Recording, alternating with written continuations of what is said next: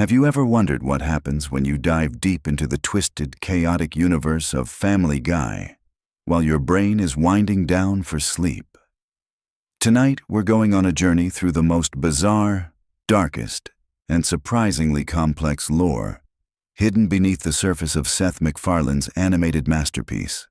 From alternate realities to character deaths that actually matter, from time travel paradoxes to the secret history of Quahog itself, this is going to be the most comprehensive exploration of Family Guy's hidden depths you've ever experienced. But before we begin our descent into this animated rabbit hole, let me warn you. What you're about to discover might change how you see those seemingly random cutaway gags forever.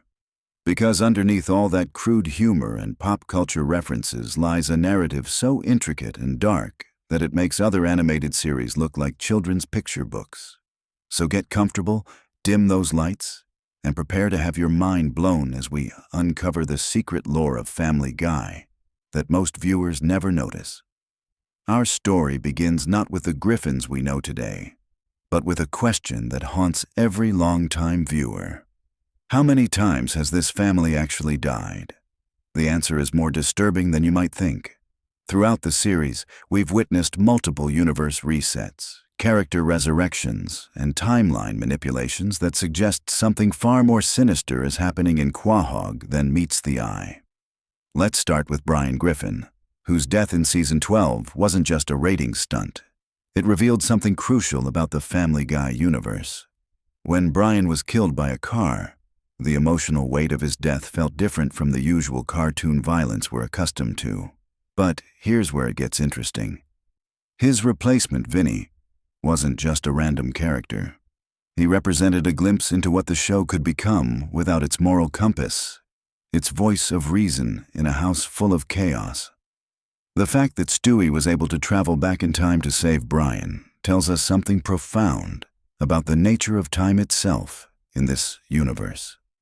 Time travel isn't just a plot device in Family Guy. It's a fundamental force that shapes reality. Stewie's time machine isn't just some random invention. It's connected to a larger cosmic framework that governs how this universe operates. Consider this. Every time we see Stewie travel through time, reality doesn't just change, it fractures. We're shown multiple timelines existing simultaneously, each one revealing different aspects of the Griffin family's true nature. In some timelines, Peter never met Lois. In others, Meg is the favorite child. These aren't just alternate realities for comedy, they're glimpses into the infinite possibilities that exist when time itself becomes malleable. But time travel is just the beginning of Family Guy's cosmic horror. Let's talk about the multiverse theory that runs through the entire series. The show has explicitly confirmed that multiple universes exist, each with their own version of the Griffin family. We've seen evil versions, dog versions, even versions where the family members have completely different personalities and life paths. This multiverse concept becomes even more disturbing when you realize that some episodes might not be taking place in the same universe we started with. That feeling you get when character personalities seem inconsistent or when major events are forgotten. It might not be lazy writing. It might be because we're actually watching a different universe entirely. The chicken fights between Peter and Ernie represent something deeper than just extended fight sequences. They're battles between order and chaos, between different philosophical approaches to existence. Ernie represents structure, routine, and the mundane aspects of daily life. Peter represents pure unrestrained desire, and the rejection of social norms. Their fights aren't just physical confrontations, they're metaphysical battles for the soul of their shared reality. Each chicken fight escalates in scope and destruction, suggesting that these conflicts are affecting the fundamental fabric of their universe. The level of destruction they cause should realistically end civilization as we know it, yet everything returns to normal afterwards. This isn't cartoon logic. This is evidence of reality itself being reset after each confrontation, maintaining the status quo through cosmic intervention. Now let's examine the true nature of Stewie Griffin, perhaps the most complex character in the entire Family Guy universe. On the surface, he's a baby with advanced intelligence and homicidal tendencies. But dig deeper, and you'll find layers of psychological complexity that rival the greatest literary characters. Stewie's relationship with his sexuality isn't just character development. It represents the internal struggle between his intellectual advancement and his emotional immaturity.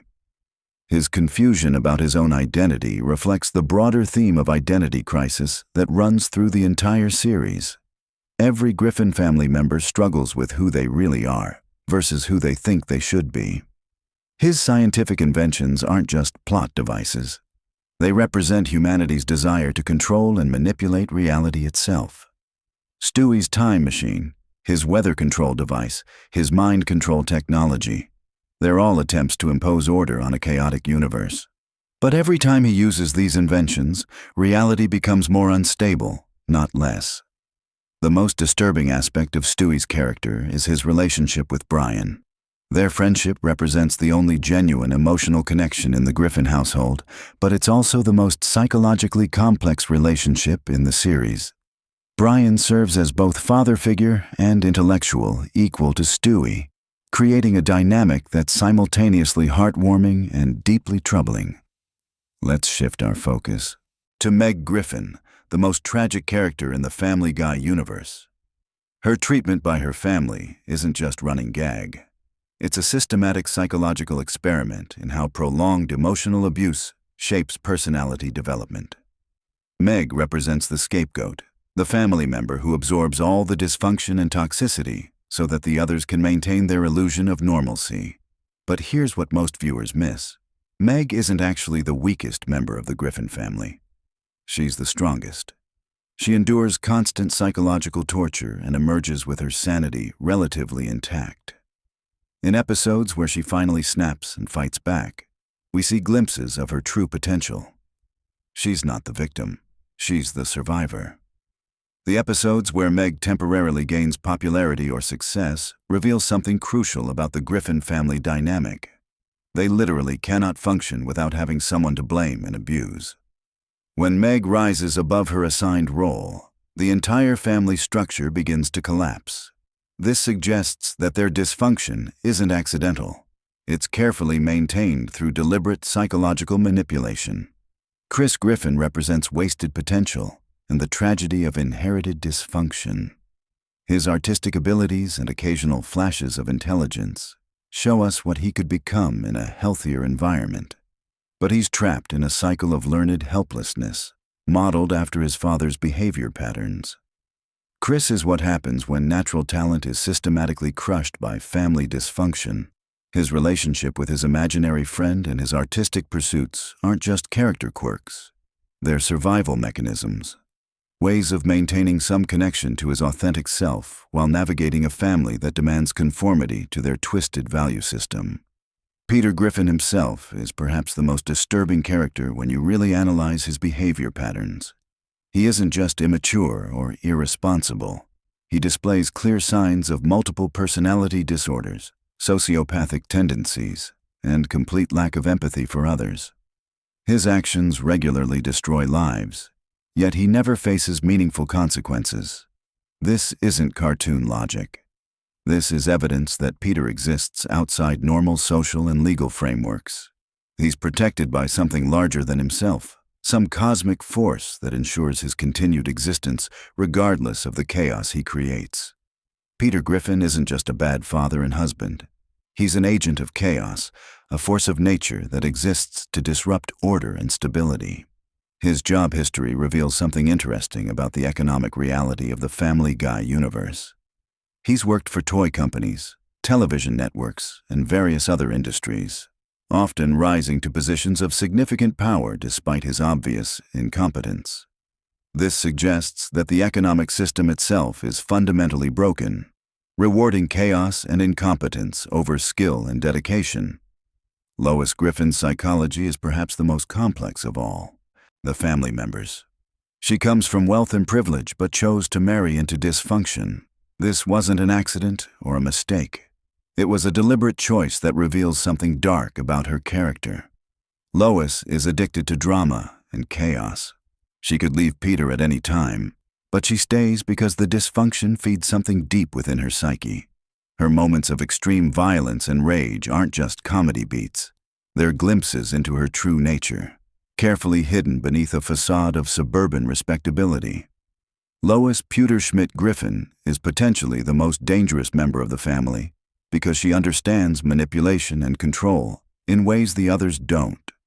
Her relationship with her wealthy family reveals the broader class dynamics at play in the Family Guy universe. The Pewterschmidts represent old money, established power structures, and systematic oppression disguised as respectability. Lois chose to reject that world, but she brought its values and methods into her marriage, creating a toxic hybrid of working-class dysfunction and upper-class manipulation. The town of Quahog itself is a character in this story, and its history reveals disturbing truths about American society. Founded on violence and maintained through systematic corruption, Quahog represents every small American town that's slowly dying while pretending everything is fine. The local government is openly corrupt, the police force is incompetent, and the social structures are designed to maintain inequality and dysfunction. Mayor West's obvious mental illness and continued political power isn't just absurd humor. It's commentary on how democratic systems can be manipulated by charismatic figures who appeal to voters' worst impulses. His policies are destructive and nonsensical, yet he remains popular because he validates the community's desire to avoid responsibility for their own problems. The recurring characters in Quahog each represent different aspects of American social dysfunction. Cleveland represents the loyal friend who enables destructive behavior rather than confronting it.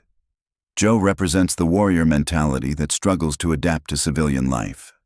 Quagmire represents unchecked masculinity and sexual predation disguised as humor. But it's the relationship between these characters that reveals the true horror of the Family Guy universe. They're all trapped in cycles of mutual enablement, each one preventing the others from growing or changing. Their friendships aren't based on genuine affection or shared values. They're based on mutual need for validation of their worst impulses. The show's treatment of religion reveals another layer of its complex worldview.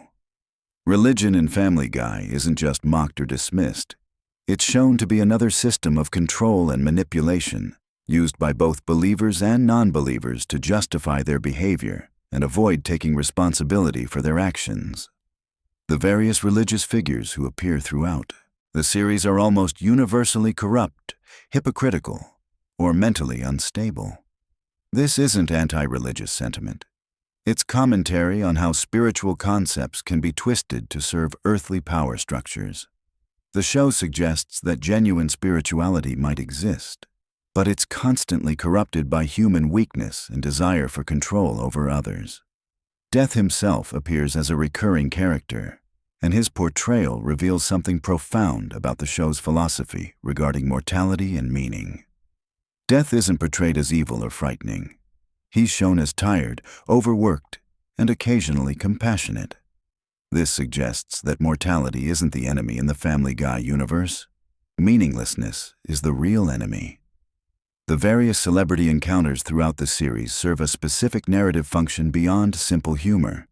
They represent the collision between fantasy and reality, between the Griffin family's delusional self-image and the actual impact they have on the world. Most celebrities in Family Guy are either destroyed by their encounter with the Griffins or reveal themselves to be just as dysfunctional and hollow. This pattern suggests that fame and success in their universe don't actually solve fundamental human problems.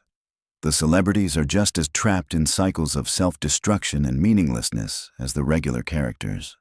Success becomes another form of prison, another way to avoid confronting deeper truths about existence and purpose. The show's handling of social and political issues reveals a deeply cynical worldview disguised as mindless entertainment. Every political position is shown to be equally corrupt and self-serving. Every social movement is revealed to have ulterior motives. Every attempt at progress is ultimately futile because human nature itself is fundamentally flawed.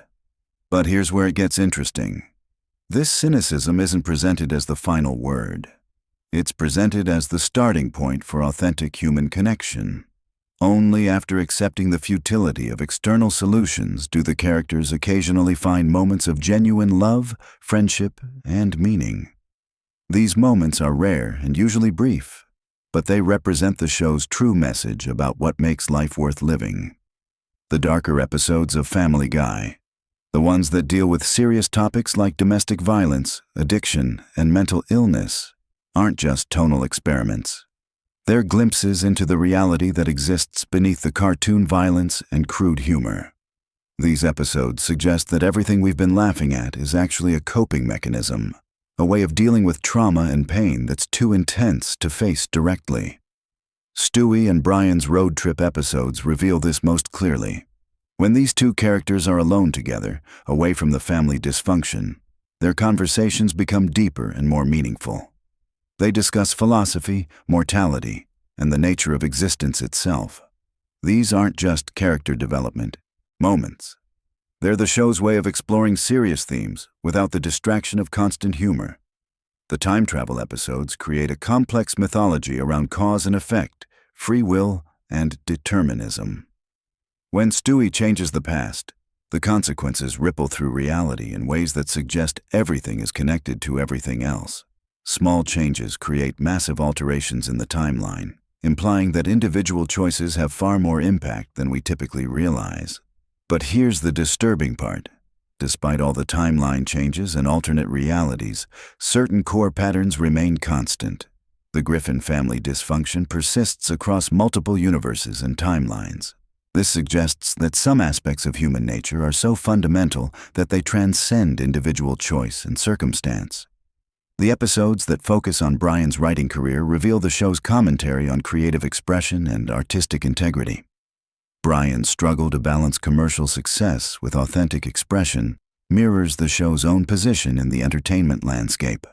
Family Guy itself exists in the tension between meaningful content and commercial viability, between artistic expression and market demands.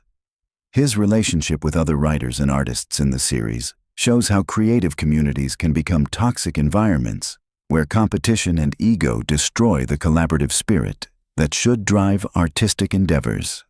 The literary world in Family Guy is portrayed as pretentious, shallow, and ultimately meaningless. Yet Brian continues to pursue it because the alternative is accepting that his life has no greater purpose. The show's portrayal of education and intellectual development is particularly dark. Smart characters like Brian and Stewie are often shown to be more miserable than their less intelligent family members. Knowledge and awareness don't lead to happiness or fulfillment. They lead to greater understanding of how meaningless and chaotic existence really is. This anti-intellectual streak isn't promoting ignorance as bliss.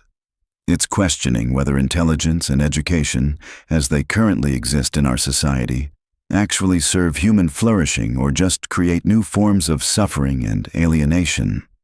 The show suggests that wisdom might be different from intelligence, and that genuine understanding might require accepting mystery and uncertainty rather than seeking complete knowledge and control. The musical episodes and cutaway gags serve a specific psychological function beyond simple entertainment. They provide brief escapes from the relentless dysfunction of the main narrative. These moments of pure creativity and joy remind us what human beings are capable of when they're not trapped in cycles of self-destruction and mutual harm. But even these moments are tinged with sadness because they highlight how rare genuine happiness and creativity are in the Griffin family's daily life. The contrast makes their normal dysfunction seem even more tragic and unnecessary. As we reach the end of our deep dive into Family Guy's hidden lore, what emerges is a picture of a universe that's simultaneously hopeless and hopeful, meaningless and profound. The show presents human nature as fundamentally flawed and destructive, yet it also shows us moments of genuine love, creativity, and connection that make existence worthwhile despite its inherent tragedy. The Griffin family represents all of us at our worst and occasionally at our best. Their dysfunction is our dysfunction, magnified and exaggerated for comedic effect, but rooted in recognizable human weaknesses and fears. Their rare moments of genuine connection remind us that love and meaning are possible, even in the midst of chaos and pain. The true lore of Family Guy isn't hidden in elaborate conspiracy theories or complex mythologies. It's hidden in plain sight, in the psychological patterns and relationship dynamics that drive every episode. It's a show about damaged people trying to connect with each other and failing most of the time, but occasionally succeeding in ways that make all the failure worthwhile. And maybe that's the most profound truth of all. That meaning doesn't come from avoiding dysfunction and chaos, but from finding ways to love and connect despite the inevitable presence of dysfunction and chaos in all human relationships. The Griffins aren't aspirational characters. They're cautionary tales and sources of recognition, mirrors that reflect our own struggles with identity, purpose, and connection. So the next time you watch Family Guy, remember that you're not just watching crude humor and pop culture references. You're watching one of the most complex examinations of human nature ever created, disguised as mindless entertainment, but actually offering profound insights into what it means to be human in a universe that often seems indifferent to our suffering and our joy. Sweet dreams, and may your own family dysfunction be slightly less chaotic than the Griffins, but no less full of unexpected moments of love and meaning that make it all worthwhile. The lore of Family Guy is ultimately the lore of being human, and that's a story that never really ends. It just keeps evolving with each new episode of our own lives. Have you ever wondered why Family Guy feels like a fever dream that somehow makes perfect sense? Tonight we're diving deep into the bizarre, contradictory, and absolutely fascinating lore of one of television's most chaotic animated families. From timeline inconsistencies that would make Doctor Who writers jealous to character deaths that stick about as well as wet spaghetti on a wall, we're exploring every twisted corner of the Griffin universe. So grab your favorite blanket, settle in, and prepare for a journey through 20+ years of animated madness that will either put you to sleep or keep you up all night questioning everything you thought you knew about Quahog. Let's start with something that will immediately make your brain hurt in the most soothing way possible. The Griffin family timeline is more tangled than Christmas lights that have been stored in your attic for 3 years. Peter Griffin has somehow managed to work at a toy factory, a brewery, and about 17 other jobs while maintaining the same age and living in the same house. His children have been attending high school for over 2 decades, which either makes them the worst students in Rhode Island or suggests that time moves differently in their universe. Consider this mind-bending fact that perfectly captures the show's relationship with continuity. In early seasons, Chris Griffin was clearly established as being 14 years old. Fast forward through hundreds of episodes, multiple presidential elections, and several major world events, and Chris is still somehow 14. The same applies to Meg, who has been stuck in her teenage nightmare for so long that she could probably qualify for some kind of Guinness World Record for longest adolescence in television history. But here's where it gets even more deliciously confusing. The show occasionally references real-world events that have happened during its run, suggesting that some time has passed in their universe. Characters mention current technology, reference recent movies, and sometimes even acknowledge that things have changed. Yet the core family dynamics, ages, and circumstances remain frozen in this perfect amber of animated time, where nothing truly progresses, but everything constantly evolves. This temporal flexibility isn't a bug in Family Guy's programming. It's actually one of its most genius features. By refusing to be bound by traditional continuity, the writers have created a sandbox where literally anything can happen. Peter can die and come back to life. The family can move to different locations and then inexplicably return home. Characters can have completely different backstories from episode to episode, and somehow it all just works within the show's internal logic. Speaking of death, let's talk about the most famous resurrection in Family Guy history, which reads like a bizarre fairy tale designed specifically for adults who need to process the concept of impermanence in the safest possible way. Brian Griffin, the intellectual dog who serves as the family's voice of reason when he's not being a pretentious writer stereotype, was killed off in what seemed like a permanent way.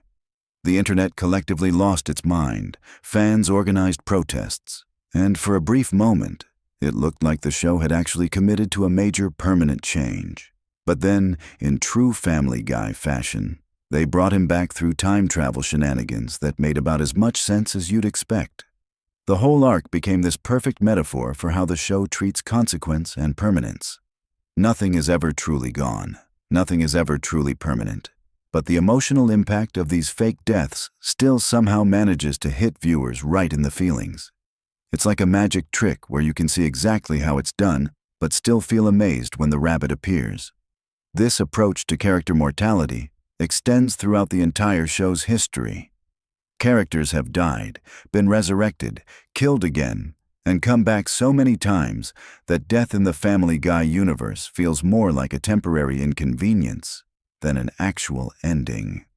It creates this weirdly comforting atmosphere where you never have to worry about permanent loss, because in this world, everything can be undone with enough creativity and complete disregard for logical consistency. Now let's drift into the geographical mysteries of Quahog, Rhode Island, a town that exists in a space that defies both physics and geography in ways that should probably concern the local authorities. According to various episodes, Quahog is simultaneously a small, close-knit community where everyone knows each other and a sprawling metropolis with enough infrastructure to support major television stations, multiple hospitals, and apparently an infinite number of bars for Peter to get kicked out of. The town's layout changes depending on what the episode requires, which creates this dreamlike quality where familiar locations can suddenly be in completely different places or have entirely new neighbors.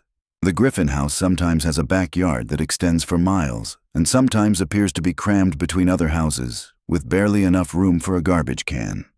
It's like living inside a memory where the details shift and change based on what feels most important at any given moment. This geographical flexibility extends to the show's treatment of distance and travel time. Characters can walk to locations that should be hours apart, drive to places that exist in different states entirely, or somehow end up in foreign countries through a series of increasingly implausible coincidences. It creates this sense that the world of Family Guy operates on dream logic, where emotional distance matters more than physical distance, and where you can end up anywhere if the story needs you there. The town itself has a personality that shifts and changes like a living entity. Sometimes Quahog is presented as a typical New England community with normal problems and reasonable people. Other times, it's revealed to be home to the most bizarre collection of individuals ever assembled in one place, including but not limited to time travelers, aliens, talking animals, and people who seem to exist purely to serve as punchlines for increasingly elaborate jokes. Let's talk about the show's relationship with reality, which operates on multiple levels simultaneously in a way that would make philosophy professors weep with joy or frustration. Family Guy exists in a universe where talking babies, intellectually gifted dogs, and interdimensional travel are all perfectly normal and accepted parts of daily life. Yet somehow, the characters are constantly surprised by things that are far less remarkable than their everyday existence. Stewie Griffin, the family's infant mastermind, represents perhaps the most fascinating example of this reality-bending approach to storytelling. He's simultaneously a normal baby who requires diaper changes and feeding, and a genius inventor capable of creating time machines, death rays, and weather control devices. Other characters sometimes understand his advanced speech, and sometimes treat him like a normal baby, depending on what works best for the joke or story being told. This selective awareness extends throughout the entire cast and creates layers of reality that exist simultaneously without ever really contradicting each other. Brian is a dog who drives cars, drinks alcohol, and has complex romantic relationships with human women. Yet he also sometimes exhibits normal dog behaviors like chasing squirrels or getting excited about walks. The show never bothers to explain these contradictions because they don't need explanation in a universe where consistency is less important than entertainment value. The genius of this approach is that it mirrors how our own minds work when we're drifting off to sleep. In dreams, contradictory things can exist side by side without causing any distress.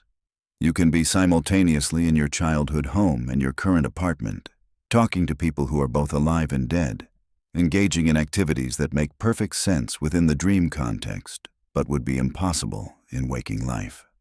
Family Guy captures this dream logic perfectly, creating a viewing experience that feels familiar and comforting even when it's completely absurd. Peter Griffin himself embodies this dream logic in human form. He somehow managed to maintain steady employment despite being fired from multiple jobs, sometimes in the same episode. His incompetence is legendary, yet he consistently stumbles into situations where his particular brand of chaos somehow saves the day, or at least doesn't cause permanent damage to anyone who matters. He's like the universe's way of proving that sometimes being completely unprepared for everything is actually the best preparation for anything. His relationship with his family operates on this same dream logic frequency. He clearly loves his wife and children, but he also regularly forgets their names, ignores their needs, and puts them in danger through his various schemes and misadventures. Yet somehow, these contradictions never destroy the family unit because love in the Family Guy universe is more about intention than action, more about showing up than being competent. The show's treatment of flashbacks and cutaway gags creates another layer of reality that exists parallel to the main narrative without ever quite intersecting with it in ways that make traditional sense.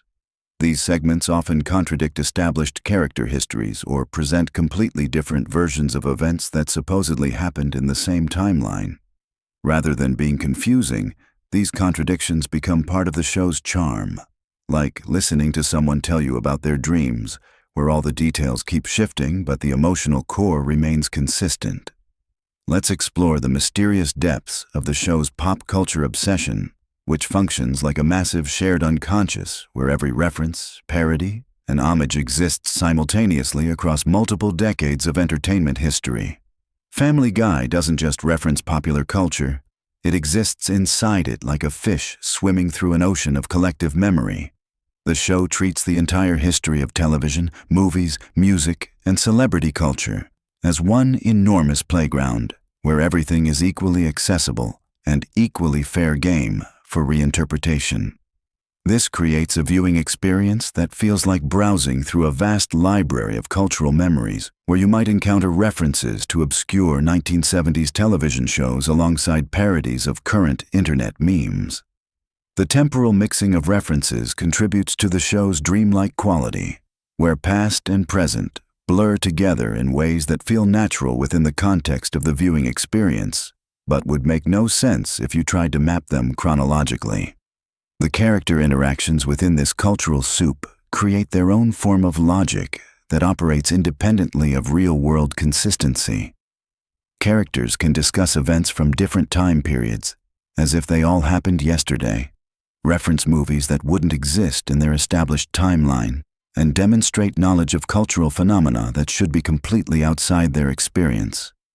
Yet somehow, these anachronisms never feel jarring because they're delivered with such confidence and integration into the story flow. This approach to cultural reference creates a kind of comfort food for the brain, where familiar elements from your entertainment consumption history get mixed together in new combinations that feel both surprising and inevitable. It's like having someone remix your favorite songs in ways you never expected, but that somehow work perfectly for the mood you didn't know you were in. The show's relationship with its own history creates another fascinating layer of complexity that rewards long-term viewers while remaining accessible to newcomers. Jokes and storylines sometimes reference events from episodes that aired years earlier, creating this sense of continuity within the chaos. Characters will occasionally mention things that happened in previous seasons as if they actually matter to the ongoing narrative, even though the show regularly contradicts its own established facts. This selective continuity operates like a friendship where you share inside jokes and references that have built up over years of interaction, but you don't expect every conversation to reference everything that has ever happened between you. Some things matter, some things don't, and the distinction between what's important and what's forgettable shifts based on context and emotional relevance, rather than chronological significance. Family Guy's approach to emotional storytelling creates waves of feeling that wash over viewers in patterns designed to keep you engaged without overwhelming you with too much intensity. The show regularly shifts between completely absurd comedy and surprisingly touching moments of family connection, often within the same episode or even the same scene. This emotional rhythm mirrors the natural fluctuations of consciousness as you transition from waking awareness to sleep. The touching moments often come from unexpected sources and catch viewers off guard in ways that feel authentic despite occurring within completely artificial contexts. A conversation between Peter and his children might reveal genuine insight into parenting challenges, even though it takes place during a storyline involving time-traveling robots or interdimensional portals. These moments of sincerity exist alongside the absurdity without diminishing either aspect of the experience. The show's treatment of family dynamics operates on multiple emotional frequencies simultaneously.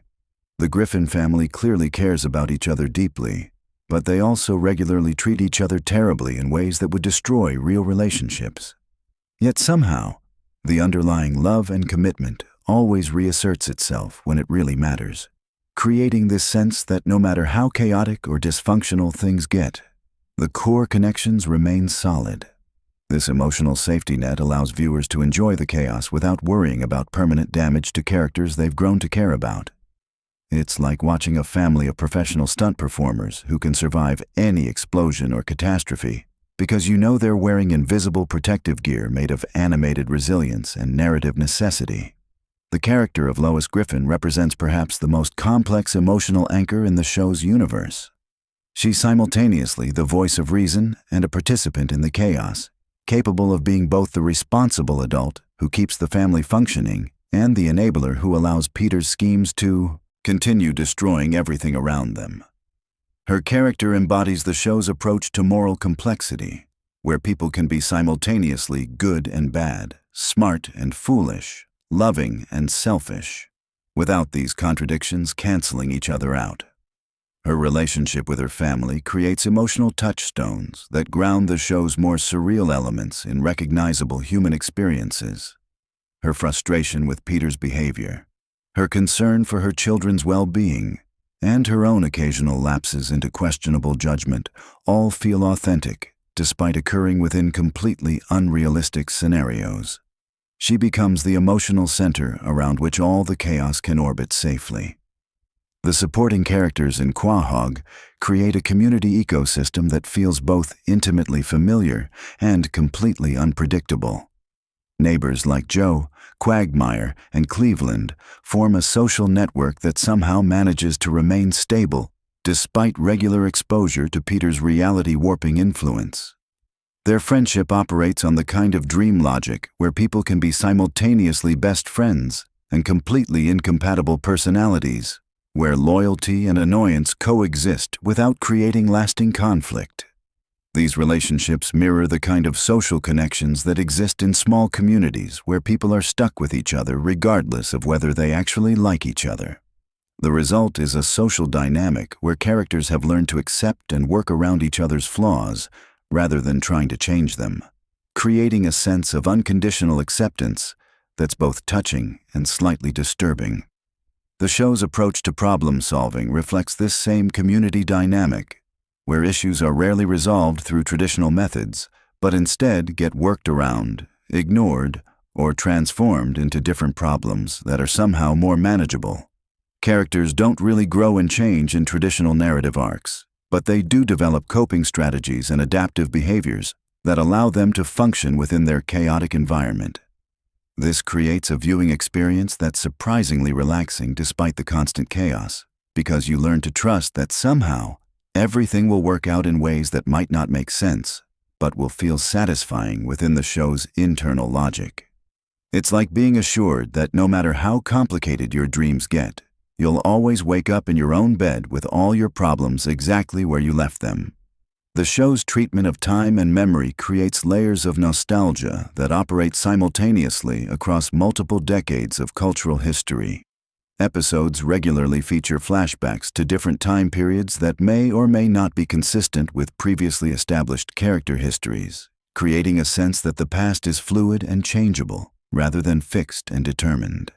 This approach to history mirrors how memory actually works in human consciousness, where details shift and change based on current emotional, needs rather than maintaining strict factual accuracy. Characters sometimes remember the same events differently in different episodes, and these conflicting memories are presented as equally valid, rather than evidence of inconsistent writing.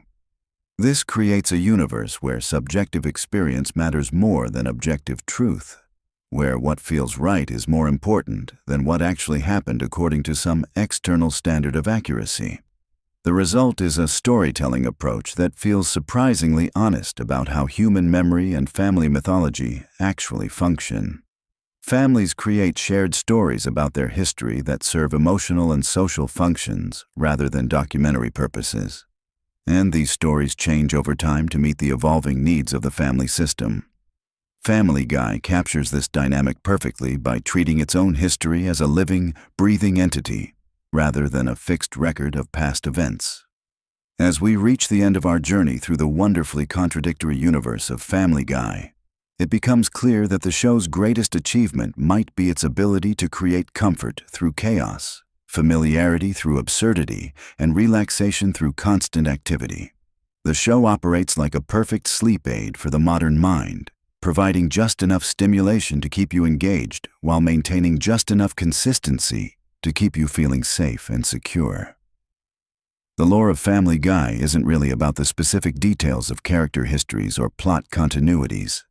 Instead, it's about creating a universe where change and stability can coexist, where contradictions don't need resolution, and where the most important truth is that somehow, everything always works out in the end, even when it doesn't make any logical sense. In a world where consistency and predictability often feel like distant memories, Family Guy offers the radical proposition that maybe coherence is overrated anyway. Maybe what we really need is a space where we can let go of our need for everything to make sense and just enjoy the ride, secure in the knowledge that no matter how weird things get, we're still fundamentally safe in this animated universe where love conquers all, even when love looks suspiciously like mutual tolerance for each other's most annoying qualities. So, as you drift off tonight, remember that somewhere in an animated Rhode Island, a family of lovable disasters continues their eternal cycle of chaos and reconciliation, proving night after night that sometimes the best stories are the ones that never really end. They just keep getting more interesting. Sweet dreams from Quahog, where nothing makes sense and everything works out exactly the way it should. Have you ever wondered what happens when you dive deep into the chaotic world of Family Guy at 3 in the morning? Tonight, we're exploring the surprisingly intricate lore behind one of television's most outrageous animated families. And trust me, there are secrets hiding in plain sight that will completely change how you see this show forever. Picture this.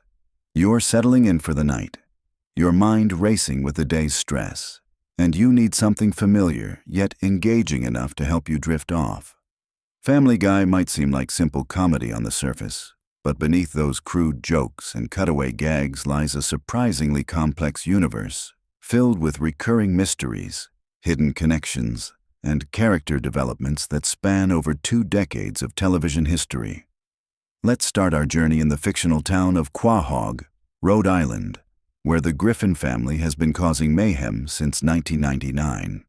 But here's something most viewers never notice. Quahog isn't just a random setting.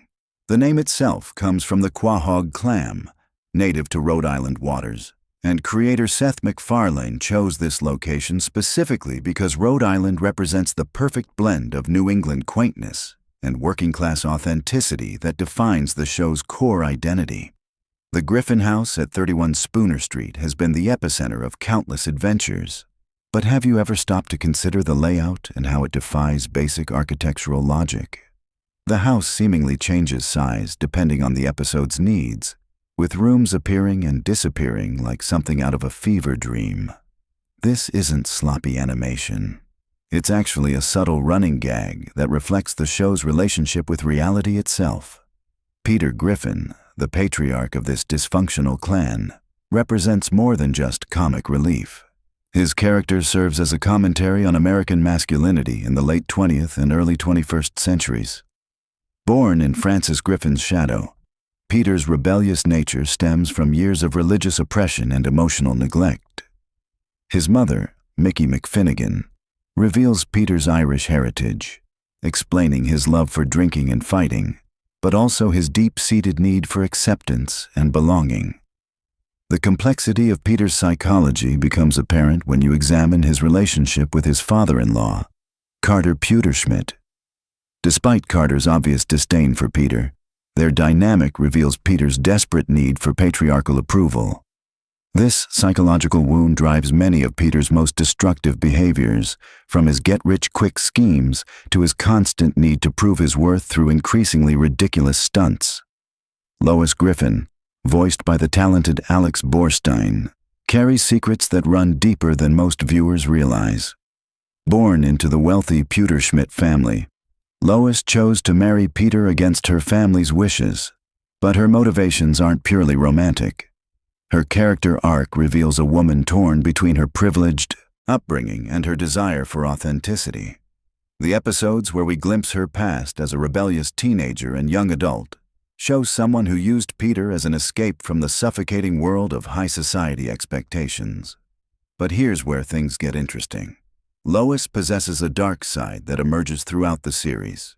Her time as a kleptomaniac, her brief career as a boxer, and her moments of extreme violence suggest that beneath her suburban mother facade lies someone capable of extraordinary ruthlessness. This duality makes her one of the most psychologically complex characters in the entire series. Meg Griffin, often dismissed as the show's punching bag, actually represents one of television's most tragic figures when you examine her story closely. The eldest Griffin child endures constant abuse and neglect from her family, yet continues to seek their approval with heartbreaking persistence. Her character development over the years reveals someone who has internalized her family's treatment to the point where she believes she deserves their cruelty. The episodes that focus on Meg's inner life reveal depths of loneliness and desperation that border on the genuinely disturbing. Her brief moments of happiness, whether through fleeting romantic connections or temporary acceptance from her peers, become incredibly poignant when viewed against the backdrop of her usual suffering. Some fans theorize that Meg represents the collateral damage of dysfunctional family systems, showing how children can become scapegoats for their parents' unresolved issues. Chris Griffin, the middle child, embodies the show's approach to adolescent confusion and sexual awakening. His character walks the line between innocent and disturbing, reflecting the awkward reality of teenage development. Chris's artistic talents, particularly his drawing abilities, suggest hidden depths beneath his seemingly simple exterior. His relationship with his imaginary friend and his various romantic pursuits reveal someone struggling to understand his place in both his family and the wider world. The youngest Griffin, Stewie, presents perhaps the most fascinating character study in the entire series. Initially conceived as an evil genius baby bent on world domination and matricide, Stewie's character has evolved into something far more nuanced. His relationship with his sexuality, his friendship with Brian, and his gradual abandonment of his villainous schemes reflect a character coming to terms with his own identity in a world that doesn't understand him. Stewie's time travel adventures aren't just comedy devices, they represent his desire to escape or fix the circumstances of his existence. His future selves, whether successful or struggling, always seem dissatisfied with their lives, suggesting that Stewie's fundamental problem isn't his circumstances, but his inability to accept himself and his place in the world. Brian Griffin stands apart as the family's conscience, but his role as the moral center becomes increasingly problematic as the series progresses. His liberal politics, artistic pretensions, and romantic struggles make him a deeply flawed character who often embodies the worst aspects of intellectual arrogance. The show's treatment of Brian reflects its complicated relationship with its own political messaging and cultural commentary. Brian's death and resurrection storyline remains one of the most emotionally powerful arcs in the series, revealing just how central he had become to the show's emotional core. His relationship with Stewie provides some of the series' most genuine moments of connection and growth, offering a stark contrast to the chaos that defines most other character interactions. The extended cast of Quahog residents creates a rich tapestry of recurring characters that flesh out the show's universe. Glenn Quagmire, the Griffin's hypersexual neighbor, initially appears as simple comic relief, but deeper examination reveals a character struggling with serious psychological issues. His animosity toward Brian stems from more than just personality conflicts. It represents a clash between different approaches to masculinity and moral philosophy. Cleveland Brown's departure from the series to star in his own spin-off created a noticeable shift in the show's dynamic. His return brought back a stabilizing presence that had been missing, highlighting how important his character was to the group's chemistry. Cleveland's patient, reasonable nature often served as a counterpoint to Peter's impulsiveness and Quagmire's excess. Joe Swanson's character provides representation for disability in animation while avoiding most of the typical pitfalls. His determination to maintain his career as a police officer despite his paralysis, combined with his competitive nature and occasional outbursts of rage, creates a multifaceted character who refuses to be defined solely by his disability. The show's approach to continuity creates an interesting paradox. While individual episodes often ignore established character development and reset relationships to their baseline, certain elements carry forward throughout the series. Character deaths, major life changes, and relationship developments sometimes stick while others are completely forgotten by the next episode. This selective continuity reflects the show's unique position between traditional sitcom structure and the more serialized storytelling that has become common in modern television. The writers pick and choose which developments to maintain based on their comedic potential and character impact, rather than strict adherence to realistic progression. The show's relationship with pop culture goes beyond simple references and parodies. Family Guy has become a cultural touchstone itself, with its cutaway gag structure influencing countless other animated series. The show's willingness to break the fourth wall and acknowledge its own existence as a television program creates a metatextual layer that rewards longtime viewers while potentially confusing newcomers.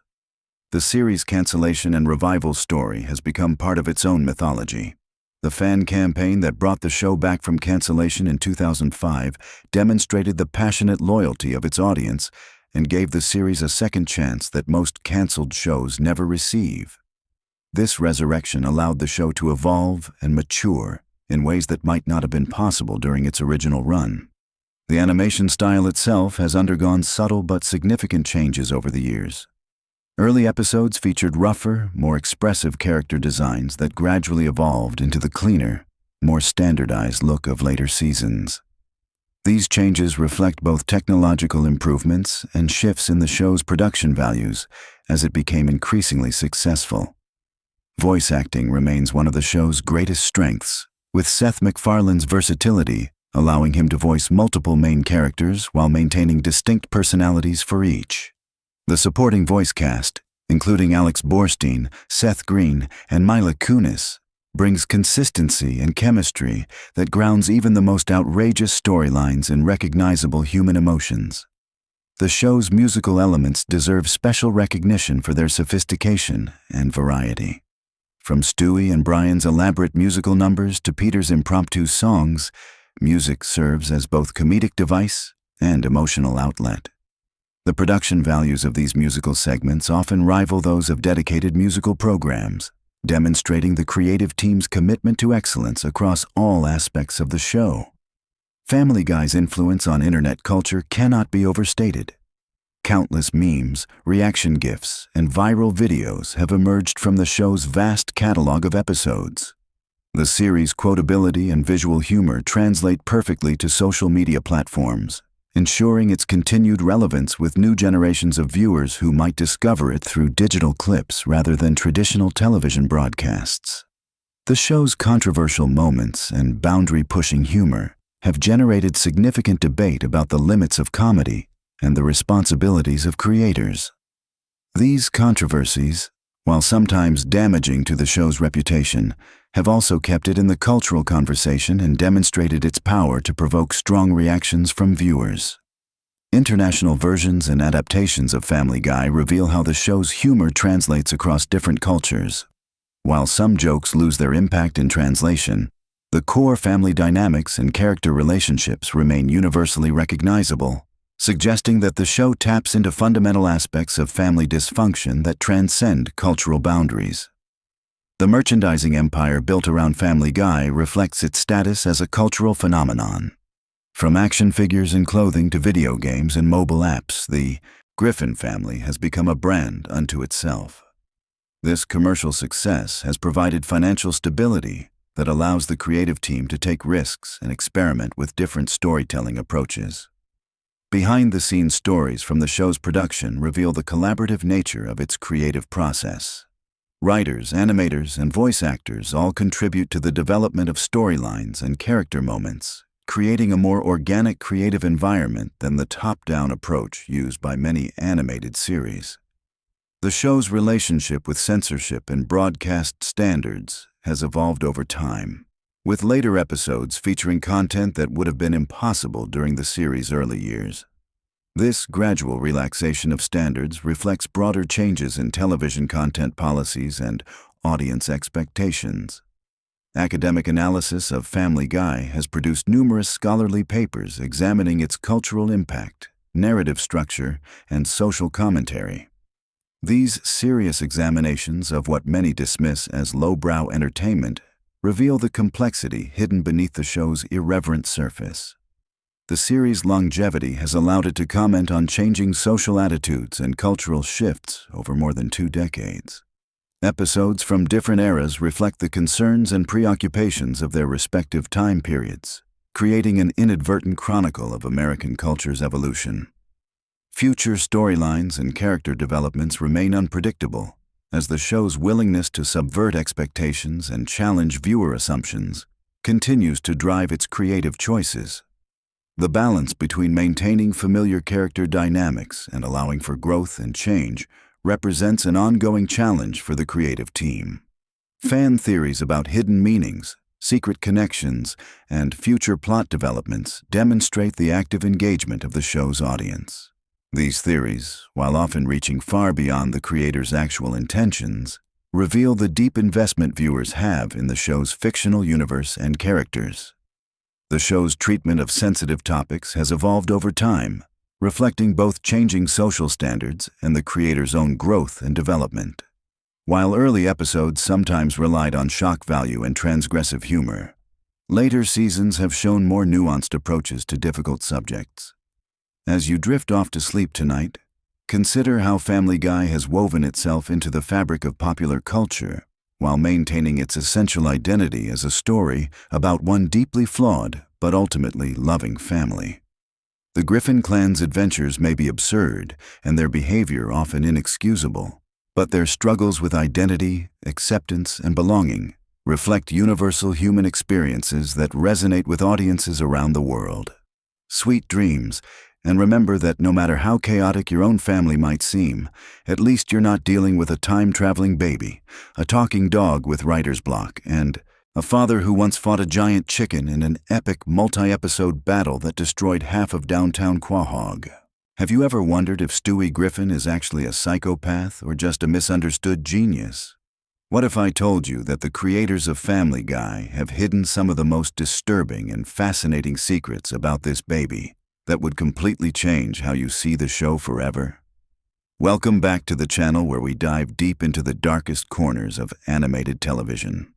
Today, we're uncovering the shocking lore behind one of animation's most controversial characters. From hidden meanings in his accent to disturbing implications about his sexuality and time travel adventures, we're about to explore Family Guy's secrets that even die-hard fans have missed. But before we start, make sure to hit that subscribe button because this rabbit hole goes deeper than you think, and you won't want to miss what's coming next. Let's start with something that will blow your mind right away. Stewie's British accent isn't just a random character quirk.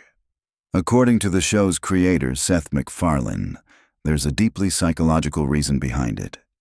The accent represents Stewie's desperate attempt to distance himself from his family and create a superior identity.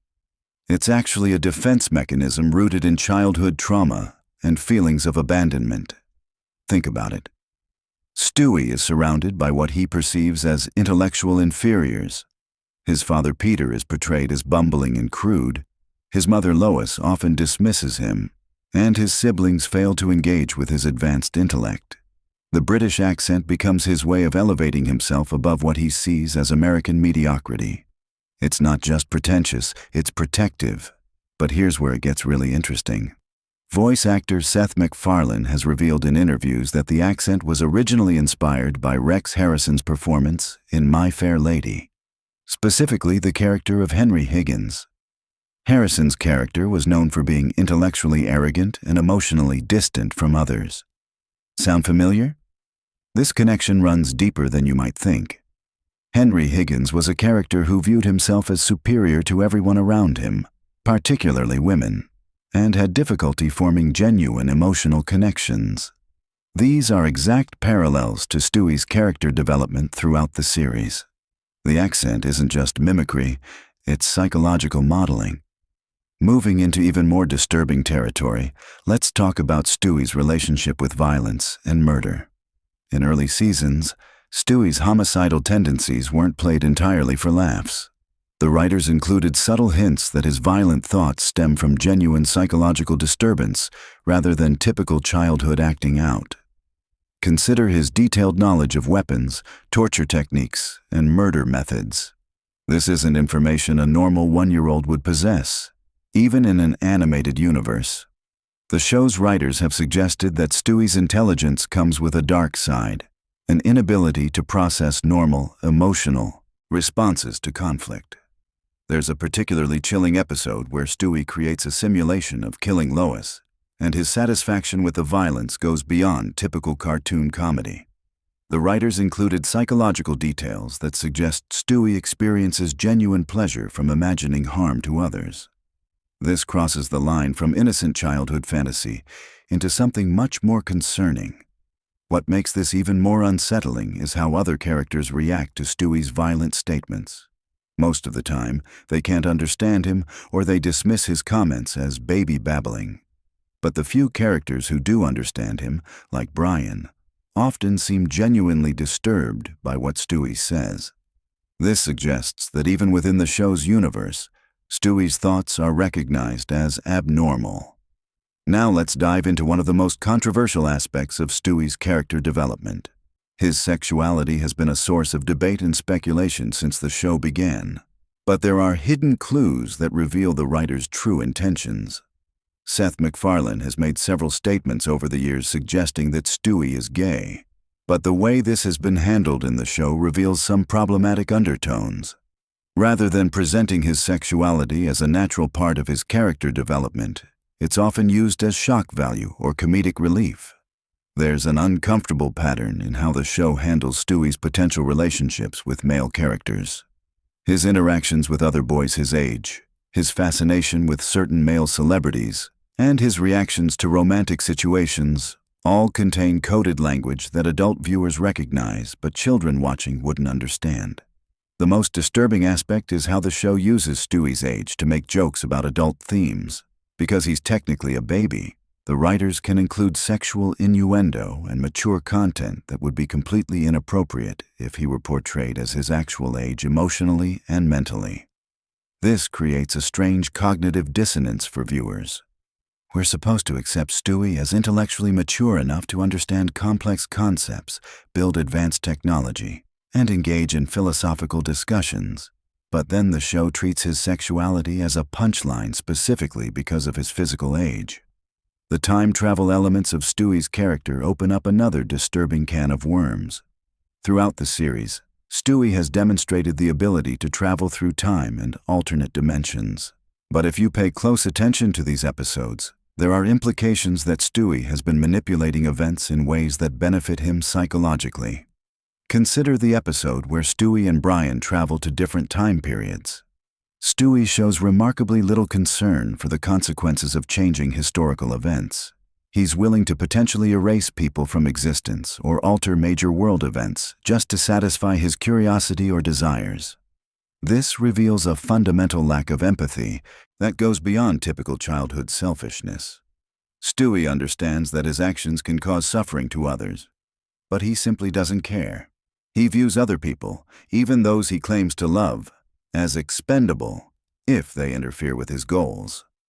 There's also the disturbing implication that Stewie may have used time travel to manipulate his own family relationships. Several episodes hint that he's been to the future and knows how certain events will play out. Yet he allows traumatic things to happen to his family members because it serves his purposes.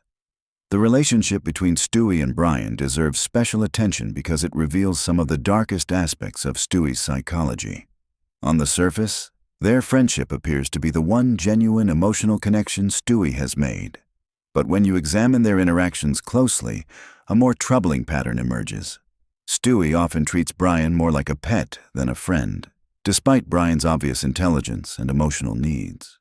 He manipulates Brian's insecurities about his writing career, his drinking problem, and his romantic failures. Stewie provides just enough support to keep Brian dependent on their relationship, but not enough to actually help Brian grow as a person. This is classic emotional manipulation. Stewie has identified Brian's weaknesses and uses them to maintain control over their relationship. He offers Brian intellectual stimulation and adventure that Brian can't find elsewhere, creating a situation where Brian becomes psychologically dependent on Stewie's attention.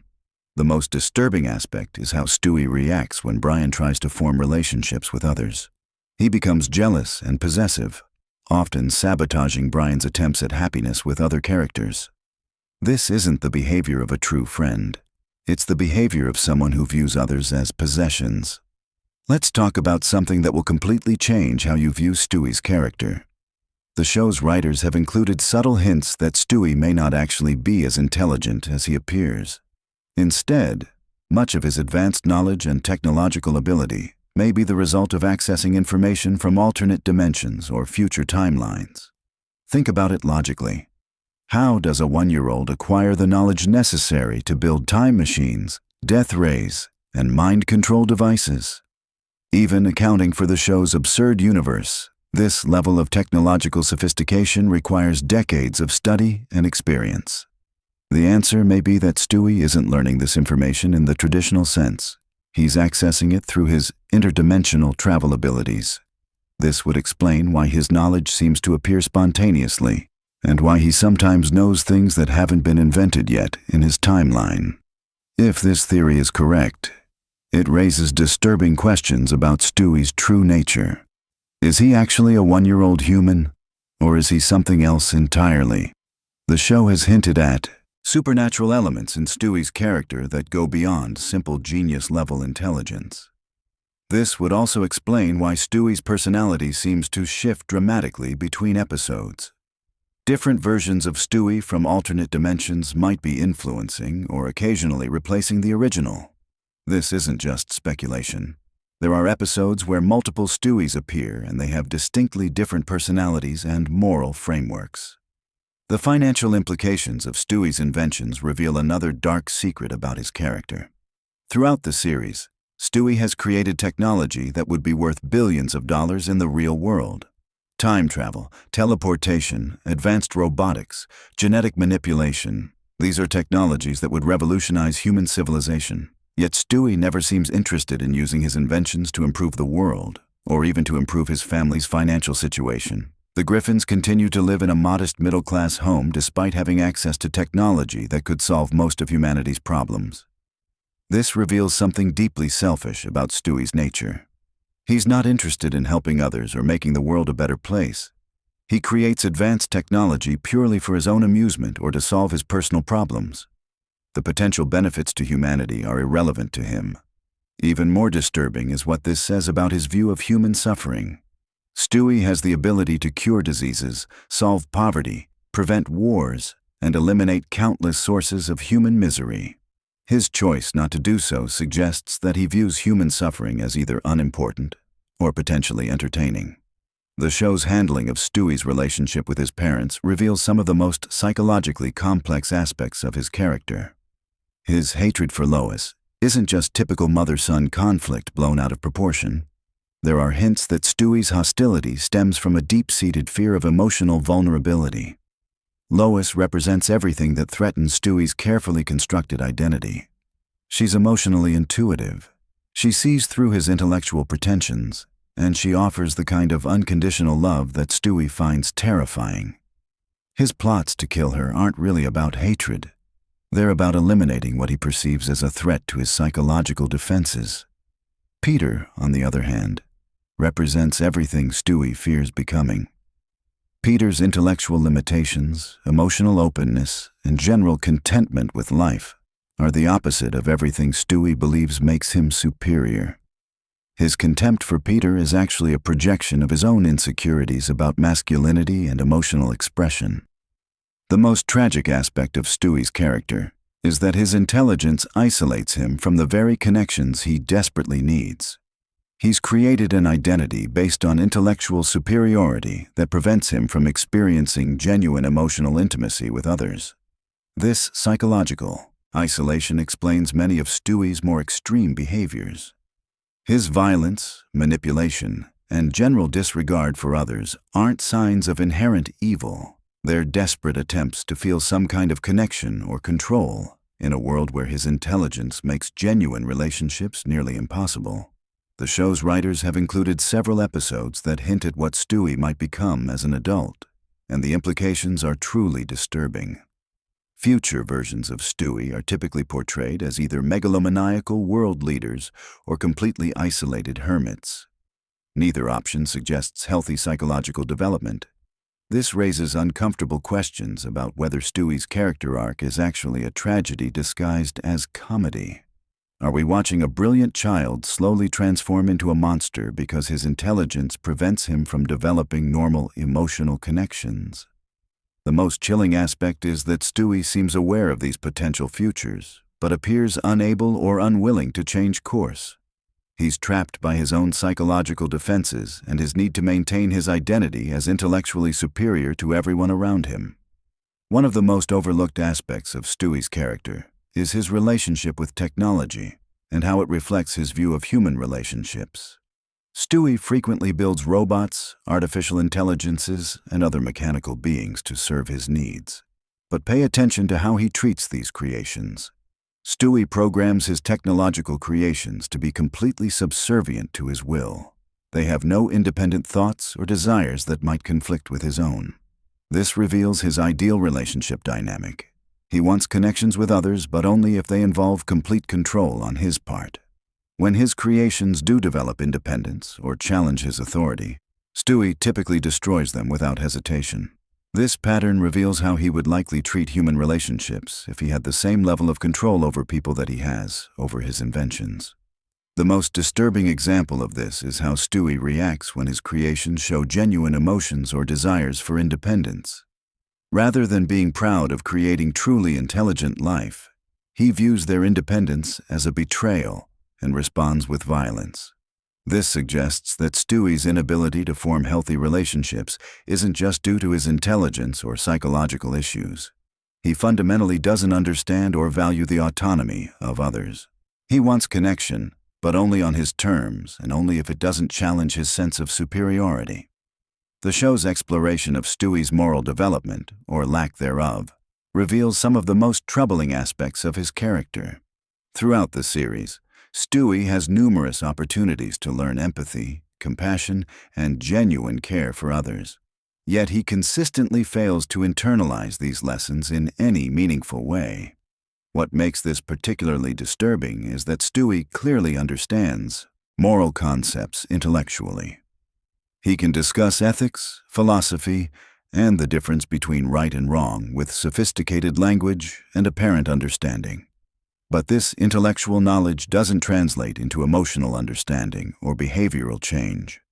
This disconnect between intellectual and emotional intelligence suggests that Stewie may be fundamentally incapable of genuine moral growth. He can understand why others value compassion and empathy, but he cannot experience these emotions himself in any authentic way. The implications of this for his future development are truly frightening. A person with Stewie's intelligence and technological abilities, but without genuine empathy or moral constraints, represents one of the most dangerous personality types imaginable. As we reach the end of our deep dive into Stewie Griffin's disturbing psychology, It's clear that this character represents far more than simple cartoon comedy. The writers of Family Guy have created a complex psychological portrait of a brilliant but fundamentally damaged individual whose intelligence has become both his greatest asset and his most dangerous weakness. Stewie's story serves as a dark commentary on the relationship between intelligence and emotional development. His character suggests that intellectual ability without emotional growth and genuine human connection can lead to the kind of isolated superiority complex that historically produces some of humanity's most dangerous individuals. The most unsettling aspect of Stewie's character is how his journey reflects real-world concerns about gifted children who don't receive proper emotional support and guidance. His psychological isolation, manipulative tendencies, and inability to form genuine relationships are all documented risks for highly intelligent individuals who don't develop healthy coping mechanisms. What makes Family Guy's portrayal particularly effective is how it disguises these serious psychological themes within absurd comedy. Viewers can laugh at Stewie's antics while unconsciously absorbing a much darker message about the potential consequences of emotional neglect and intellectual isolation. The show's writers have created a character who forces us to confront uncomfortable questions about the nature of intelligence, morality, and human connection. Stewie Griffin isn't just a funny cartoon baby. He's a warning about what happens when brilliance develops without wisdom, when intelligence grows without empathy, and when technological ability advances without moral development. If you found this exploration of Stewie's psychology as fascinating and disturbing as I did, make sure to subscribe for more deep dives into the hidden meanings behind your favorite animated characters. Leave a comment below with your thoughts about Stewie's character development and whether you think there's hope for his psychological growth. And if you're ready to have your mind blown again, check out our video about the dark secrets hidden in SpongeBob SquarePants that will completely change how you see that show forever. Trust me, once you see what we've uncovered, you'll never look at Bikini Bottom the same way again. You know that feeling when you're lying in bed, scrolling through your phone at 2 in the morning, and you just need something to help your brain wind down? Well, tonight we're diving into the wonderfully weird world of Family Guy with some absolutely random facts that'll either put you to sleep or keep you up wondering how Seth MacFarlane's mind actually works. So grab your pillow, get comfortable, and let's explore the bizarre universe of Quahog together. Did you know that Family Guy was actually canceled not once, but twice? The show first got the axe in 2002 after just 3 seasons, but something incredible happened that brought it back from the dead. Adult Swim started airing reruns, and the show's popularity exploded like Peter Griffin trying to open a jar of pickles. The DVD sales went through the roof, and suddenly Fox realized they'd made a massive mistake. So in 2005, Family Guy came back from cancellation, making it one of the very few shows in television history to pull off this resurrection trick twice. Speaking of resurrections, here's something that might surprise you about Brian Griffin's voice.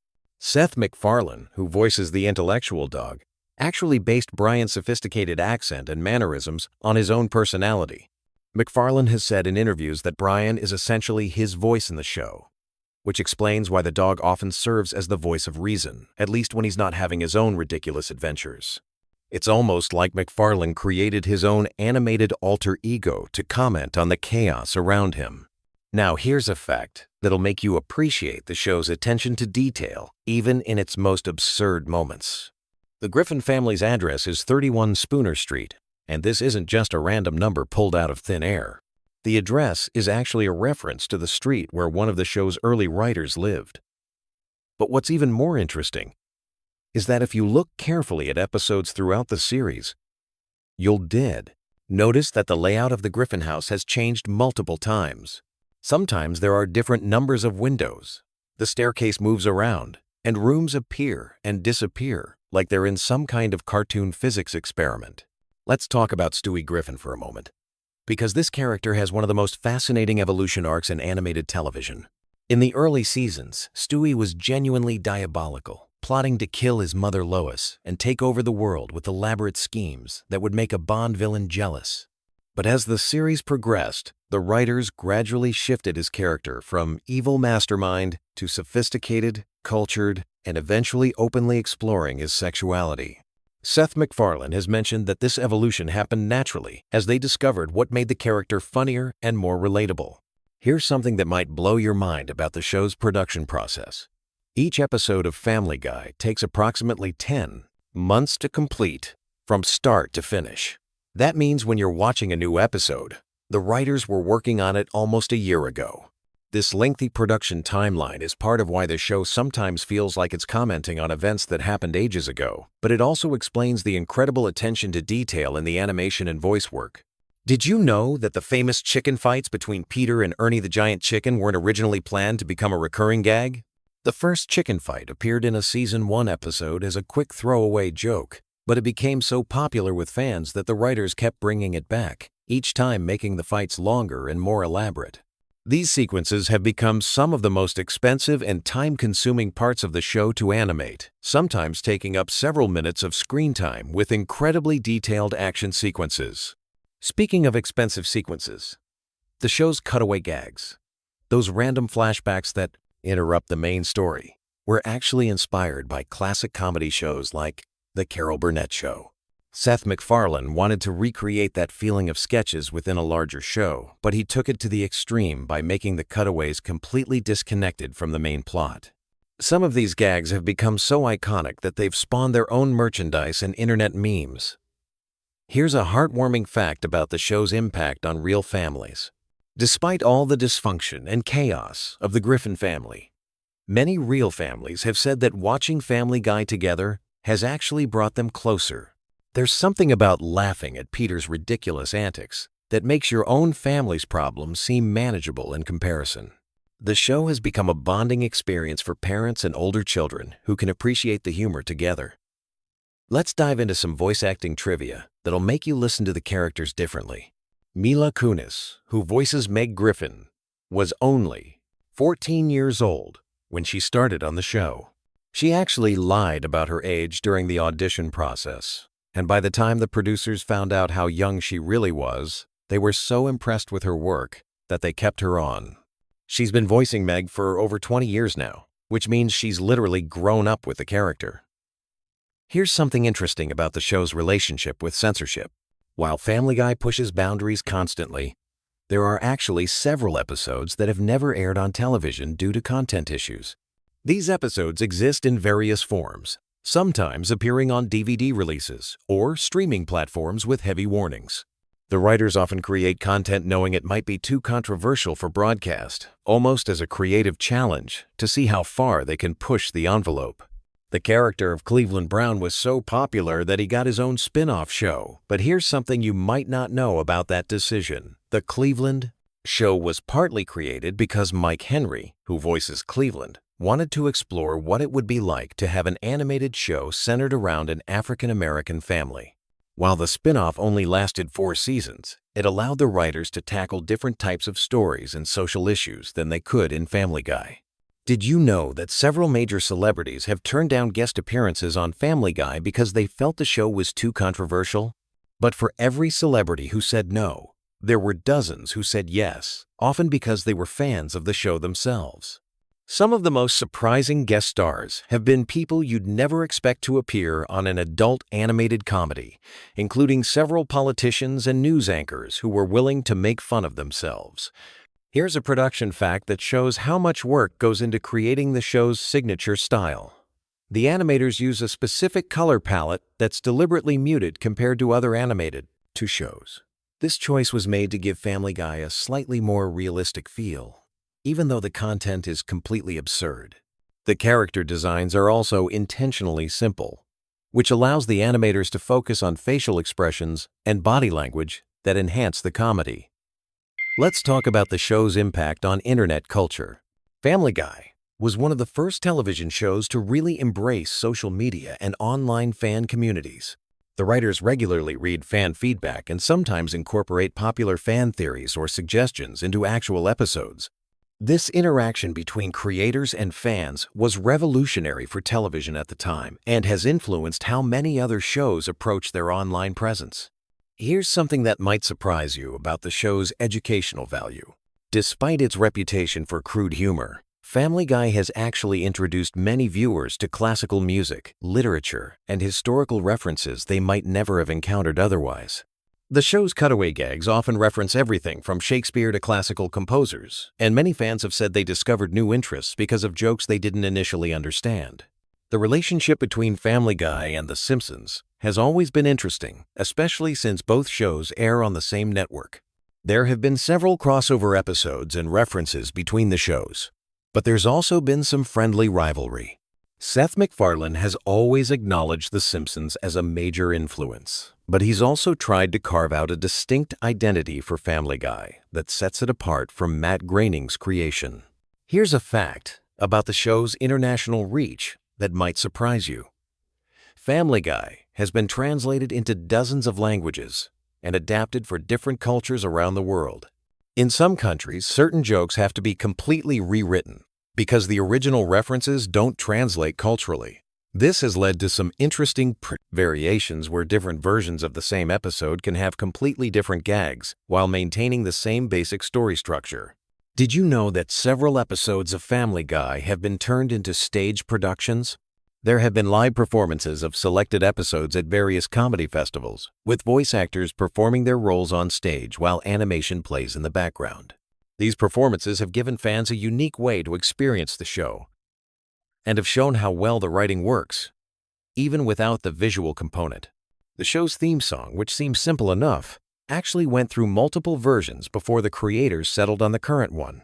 The original pilot had a completely different opening sequence, and there have been several special versions created for holiday episodes and milestone celebrations. The song has become so iconic that it's been covered by numerous bands and has appeared in various other media as a cultural reference. Point. Here's something about the writing process that shows how collaborative the show really is. While Seth MacFarlane created the show and voices several main characters, the writing staff includes dozens of people who contribute jokes, storylines, and character development. Some of the funniest gags in the show come from writers who might never be credited on screen, but whose contributions are essential to the show's success.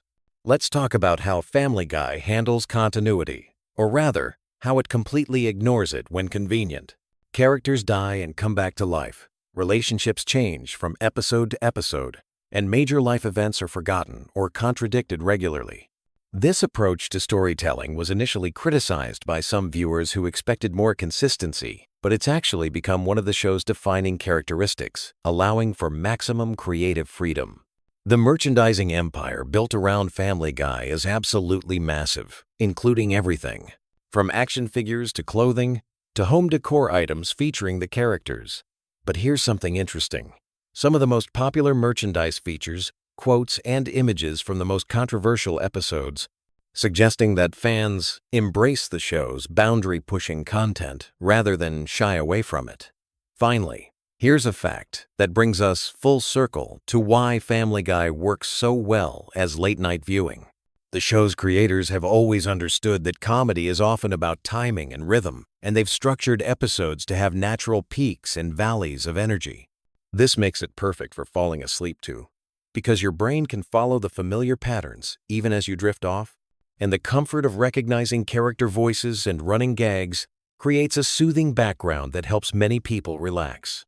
As you settle in for sleep tonight, remember that somewhere in the world, there are animators working on new Family Guy episodes that won't air for almost a year, writers brainstorming increasingly ridiculous scenarios for Peter to stumble into, and voice actors bringing these beloved characters to life. The world of Quahog continues to evolve and surprise us, proving that even after more than 20 years, there are still new stories to tell and new ways to make us laugh at the beautiful absurdity of it all. Sweet dreams, and may your subconscious be filled with talking dogs, evil babies, and the gentle chaos of the Griffin family household. Hey there, night owls and Family Guy fanatics. Before you drift off to dreamland, let me take you on a journey through the twisted world of Quahog and its unforgettable residents. Tonight we're diving deep into the most beloved and despised characters from Seth MacFarlane's animated masterpiece. So grab your favorite pillow, get comfortable, And let's explore the wild personalities that have kept us laughing and cringing for over 2 decades. Picture this: a small Rhode Island town where a talking baby plots world domination. A paralyzed cop remains the voice of reason, and a dog walks upright while nursing his literary pretensions. This is the bizarre universe of Family Guy, where moral compasses spin wildly and character development takes unexpected turns.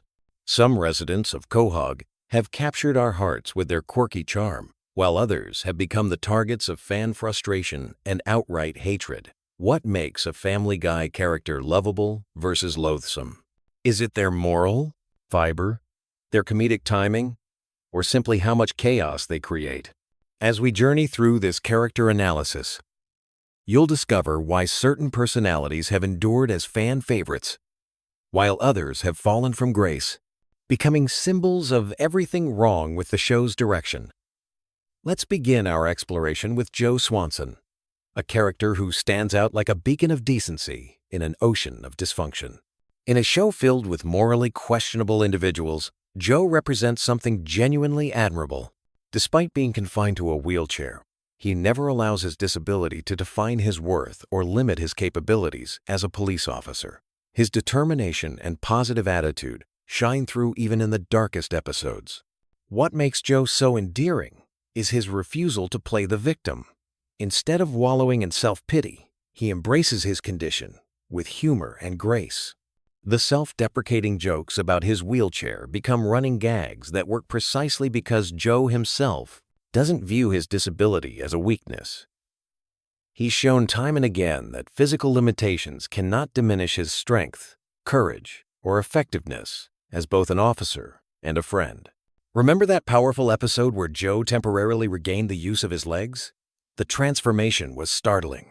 Power corrupted him almost instantly, turning our beloved reasonable Joe into an insufferable, cocky version of himself. It took his friends literally breaking his legs again to restore the Joe we knew and loved. This storyline brilliantly demonstrated that Joe's wheelchair wasn't a limitation, but rather an integral part of what made him special.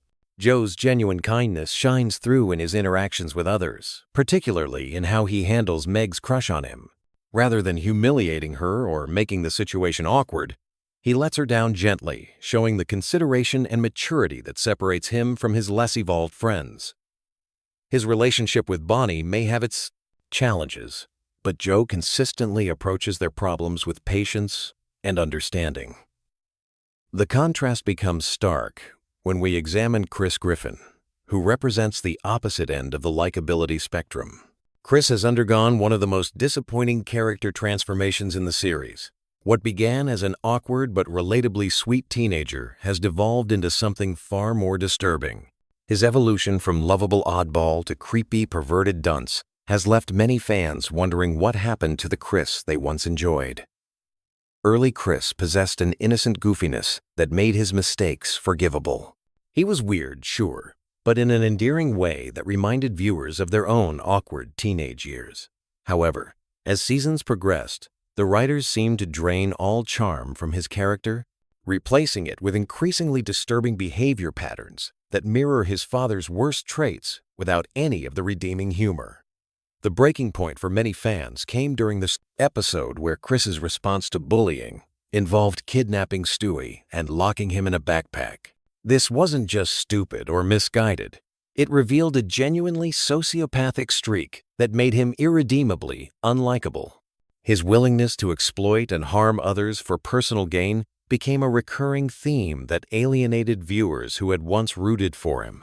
Chris's artistic talents offered glimpses of potential depth, but the writers consistently chose to ignore these opportunities in favor of cheap, gross-out humor. Instead of developing his creative side, they reduced him to a walking masturbation joke, with no growth, no development, and no apparent purpose beyond making audiences uncomfortable. On the complete opposite end of the spectrum, we find Adam West, the delightfully unhinged mayor of Quahog. West represents everything wonderful about Family Guy's absurdist humor. His complete disconnection from reality, combined with his earnest delivery of utterly ridiculous statements, creates comedy gold that never feels forced or artificial. What makes Mayor West so beloved is his authentic insanity. Unlike other characters whose crazy behavior feels calculated or mean-spirited, West's lunacy comes from a place of genuine confusion about how the world works. His attempts to gain superpowers by visiting toxic waste dumps or his confusion about basic concepts like public transportation create moments of pure comedic brilliance. The beauty of Adam West lies in his unpredictability. You never know what bizarre tangent his mind will take next, but you can be certain it will be hilarious. His complete lack of self-awareness, combined with his position of authority, creates endless opportunities for absurd situations that showcase the show's willingness to embrace complete nonsense in service of comedy. West's corruption stems not from malice or greed, but from his fundamental inability to understand basic concepts. This makes him simultaneously dangerous and endearing, a combination that few characters can pull off successfully. His random policy decisions and bizarre public appearances never fail to entertain, making him a consistent bright spot in the series. Bonnie Swanson presents a more complex case study in character likability. While Joe represents the best of humanity despite his physical challenges, Bonnie embodies frustration and resentment that many viewers find insufferable. Her constant complaints about her marriage feel particularly grating given her apparent unwillingness to actually address her supposed problems. Bonnie's role as the perpetual martyr becomes tiresome quickly. She acts as though caring for Joe is some unbearable burden, despite the fact that their relationship appears mutually beneficial. Her dependency on him contradicts her complaints about him, creating a character who seems more interested in generating sympathy than actually improving her situation. Her parenting, or lack thereof, presents another source of frustration. Bonnie shows minimal interest in her children, appearing detached and disengaged from their lives. This emotional distance, combined with her holier-than-thou attitude, creates a character who feels hypocritical and unlikable. Her affair with Brian further emphasizes her lack of respect for Joe, despite his obvious devotion to their family.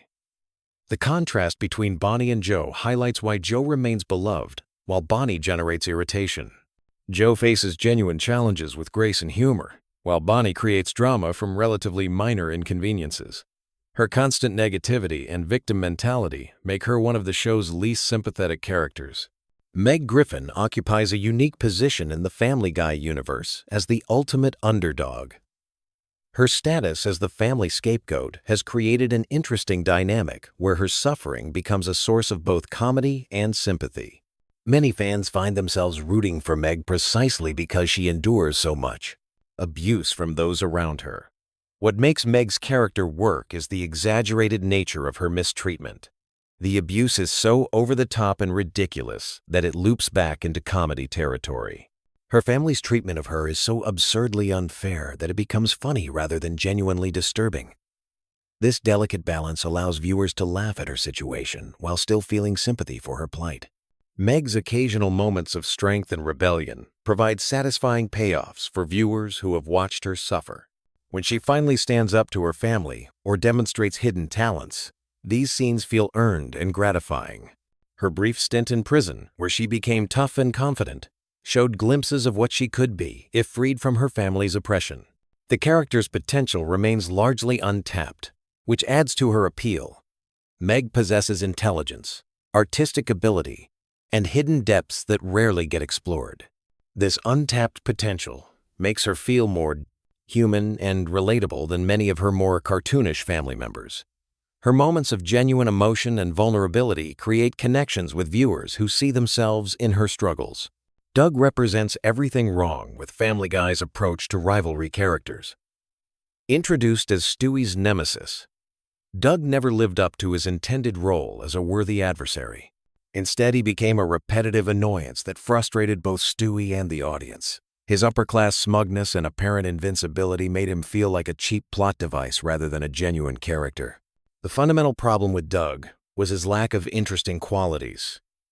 He wasn't clever enough to match Stewie intellectually, funny enough to be entertaining, or threatening enough to feel dangerous. He was simply there, taking up screen time that could have been better used developing existing characters or introducing more compelling new ones. Stewie's inability to defeat Doug felt wrong for his character. The genius baby, who builds time machines and death rays, should not be consistently outsmarted by a slightly privileged toddler. This dynamic undermined Stewie's established competence and made their conflicts feel artificial and frustrating. The writer's decision to unceremoniously kill Doug off-screen felt like an admission of failure. Rather than providing closure to his storylines or giving him a memorable exit, they simply erased him from the show, leaving viewers with no payoff for the time they had invested in his conflicts with Stewie. Carter Pewterschmidt succeeds where Doug fails by embracing his role as an entertaining antagonist. As Lois's father and Peter's nemesis, Carter embodies every negative stereotype about wealthy elites while remaining genuinely funny. His complete disconnection from normal life, combined with his ruthless business practices, creates a character who is simultaneously despicable and hilarious. Carter's disdain for Peter provides some of the show's best ongoing comedy. His barely concealed contempt for his son-in-law, combined with his obvious belief that Lois deserves better, creates tension that translates into laughs. The fact that he's not entirely wrong about Peter's shortcomings adds depth to their antagonistic relationship. What makes Carter entertaining, rather than annoying, is his honesty about his awfulness. He never pretends to be a good person or tries to justify his selfish behavior. His brutal honesty about his motivations and his complete lack of self-awareness create comedy that feels authentic to his character. He knows exactly what he likes and uses his wealth to get it. Consequences be damned. Carter's capitalism, taken to absurd extremes, provides commentary on wealth inequality while remaining funny. His casual dismissal of poor people's problems and his genuine confusion about how normal people live create moments that are both satirical and comedic. He represents everything wrong with the ultra-wealthy, while being entertaining enough that viewers enjoy watching him. Herbert the Pervert represents one of Family Guy's most controversial characters. While some viewers find his antics mildly amusing, many fans consider him genuinely disturbing rather than funny. His entire character revolves around inappropriate behavior toward children, which crosses lines that many viewers find uncomfortable. The problem with Herbert lies in his one-note nature. Unlike other problematic characters who possess redeeming qualities or interesting depths, Herbert exists solely to make inappropriate jokes about children. This limited scope makes him feel more like a running gag that has overstayed its welcome rather than a fully developed character. Herbert's voice and mannerisms, while distinctive, quickly become grating rather than endearing. His appearances often feel forced, as though the writers are including him simply because he exists rather than because he serves any narrative purpose. This makes his scenes feel like interruptions rather than integral parts of episodes. The character's uncomfortable implications make many viewers question whether his inclusion is worth the potential laughs.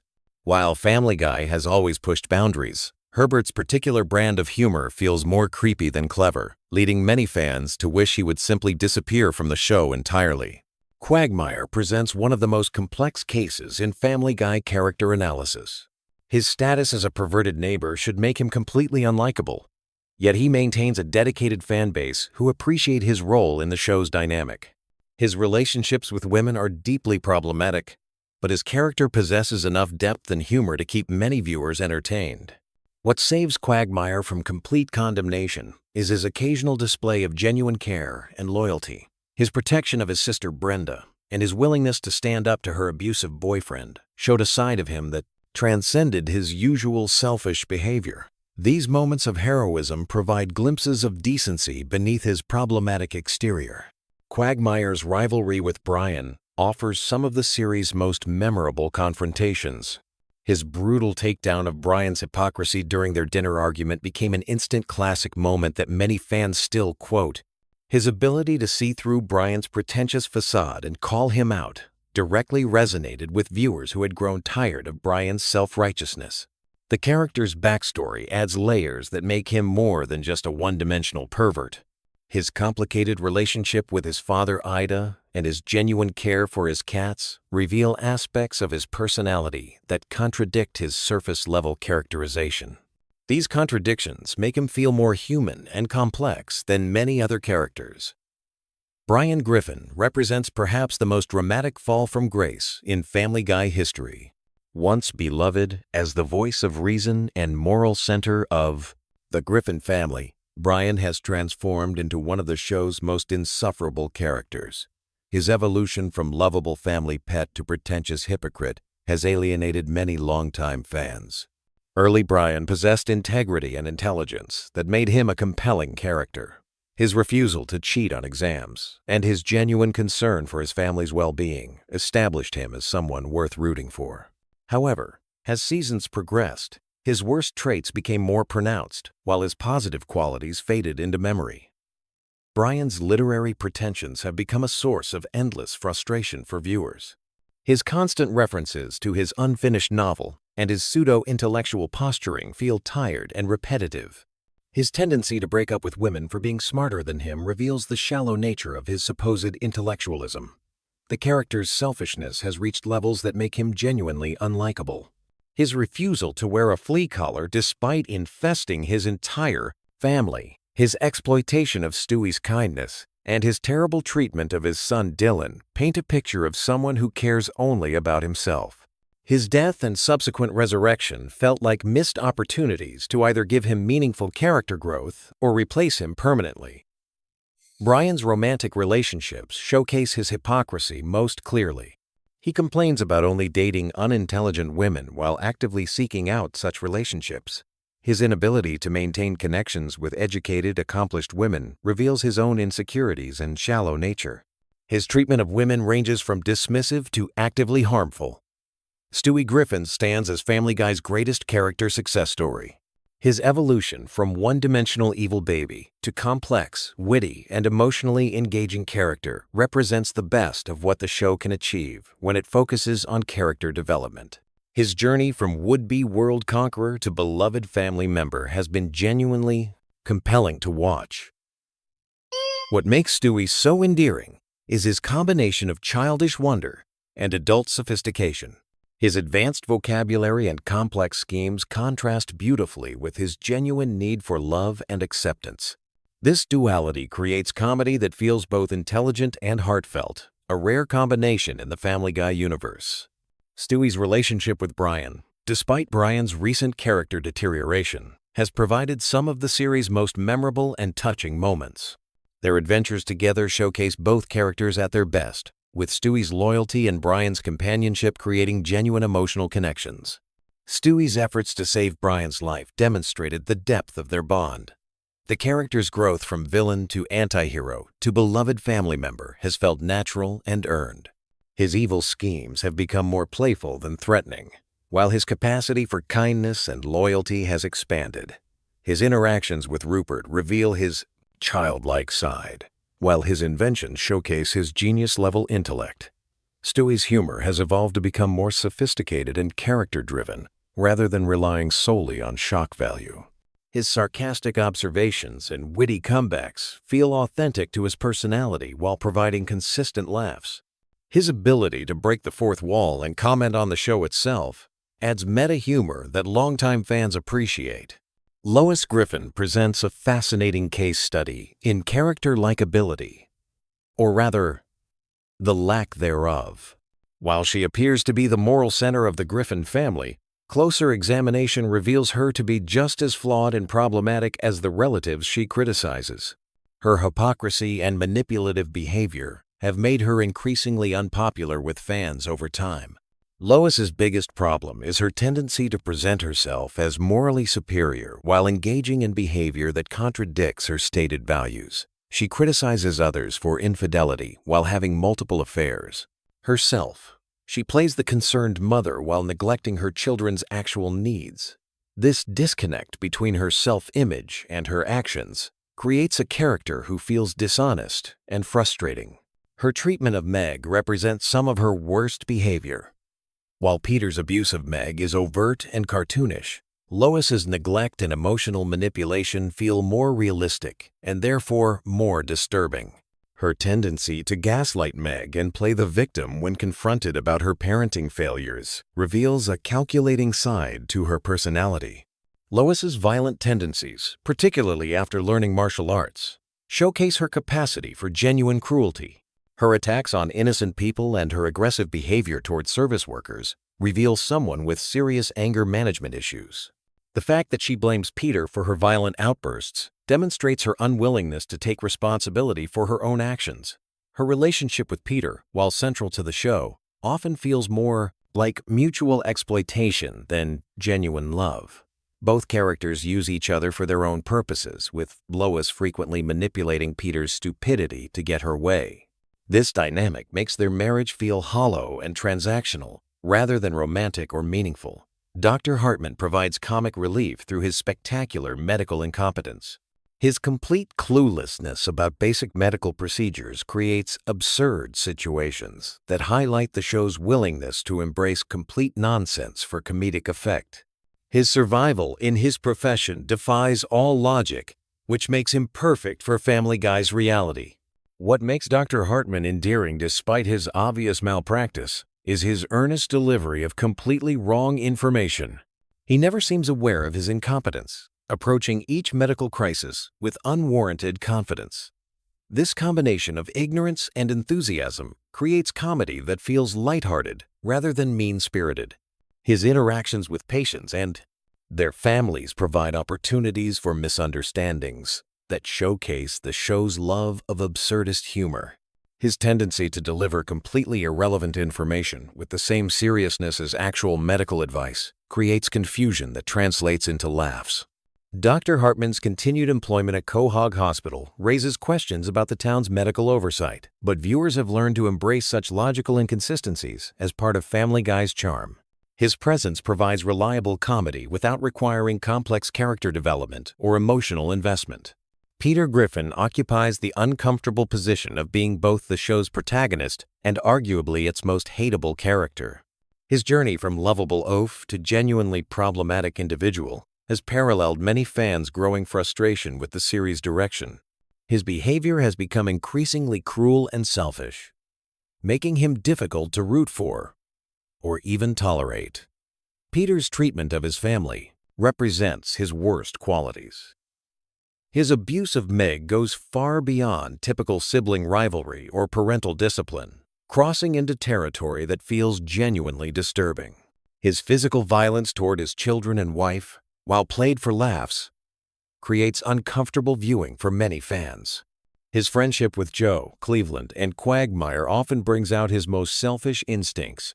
His encouragement of Joe's infidelity and his general disregard for his friend's well-being shows someone who views relationships as sources of entertainment rather than genuine connections.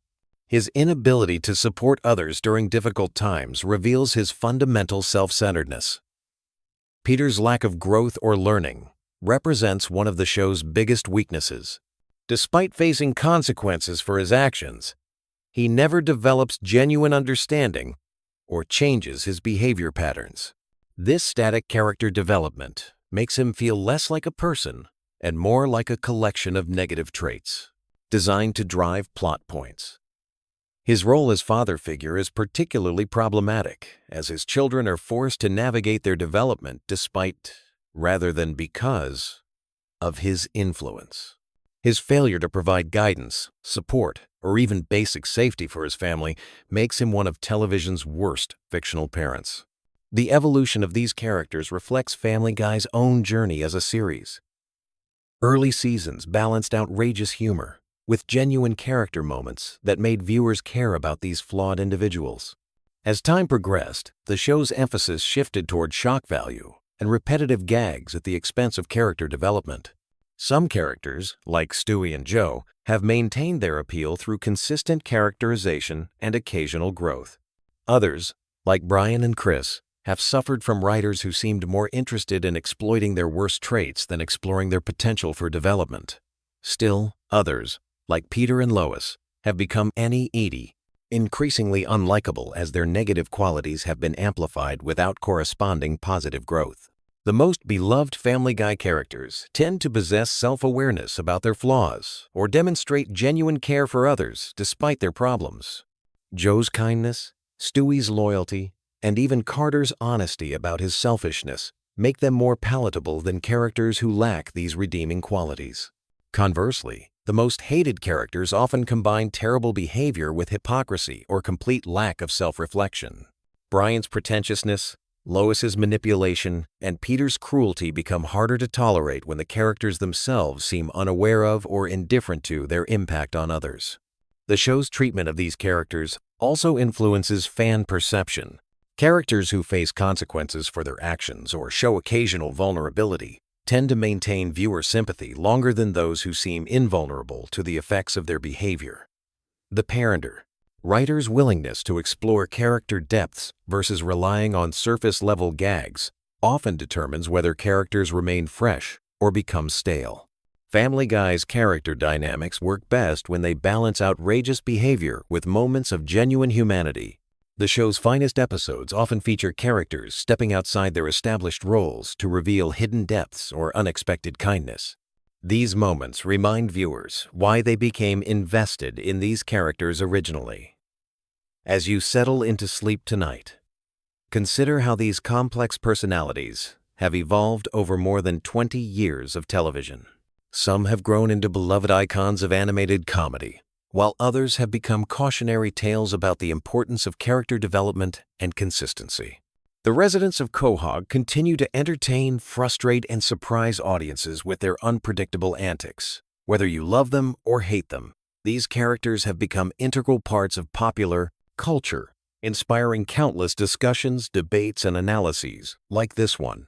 Sweet dreams, and may your subconscious sort through the chaos of Family Guy's character landscape as peacefully as possible. Tomorrow brings new episodes, new controversies, and new opportunities to debate the merits and flaws of Seth MacFarlane's animated creation. Picture this. You're lying in bed, scrolling through your phone at 2 a.m., desperately trying to fall asleep, but your brain just won't shut off. You need something familiar, something comforting, something that won't keep you wide awake analyzing plot twists. Enter Family Guy, the animated sitcom that's somehow become the internet's unofficial lullaby. Tonight, we're diving into the most relaxing Family Guy facts that'll have you drifting off to dreamland faster than Peter Griffin running from a giant chicken. But first, let me ask you something. Have you ever wondered why millions of people choose Family Guy as their go-to sleep show? It's not just you. There's actually a whole community of people who can't sleep without hearing the familiar voices of the Griffin family playing softly in the background. And trust me, by the end of this video, you'll understand exactly why this chaotic animated family has become the world's most unlikely sleep aid. Let's start with something that might surprise you. Family Guy wasn't supposed to be a bedtime show at all. When Seth MacFarlane first pitched the series back in the late 1992, he envisioned it as appointment television, something families would gather around to watch together on Sunday nights. The irony is beautiful when you think about it. A show designed to grab your attention and keep you glued to the screen has somehow evolved into the perfect background noise for drifting off to sleep. The science behind this phenomenon is actually fascinating. Sleep experts call it the familiar stimulation effect. Your brain craves just enough stimulation to distract it from the day's worries, but not so much that it becomes fully engaged. Family Guy hits this sweet spot perfectly. The episodes follow predictable patterns that your subconscious mind finds comforting, while the humor provides just enough entertainment to quiet those racing thoughts that keep you awake. Here's something that'll blow your mind. The average Family Guy episode contains approximately 847 individual animation cells. That's nearly 850 hand-drawn images flowing together to create just 22 minutes of content. When you're lying there with your eyes closed, your brain isn't processing these visuals, but it's still registering the consistent rhythm of the animation. This creates a subtle, almost hypnotic effect that naturally slows your heart rate and prepares your body for sleep. Speaking of rhythm, let's talk about those famous cutaway gags.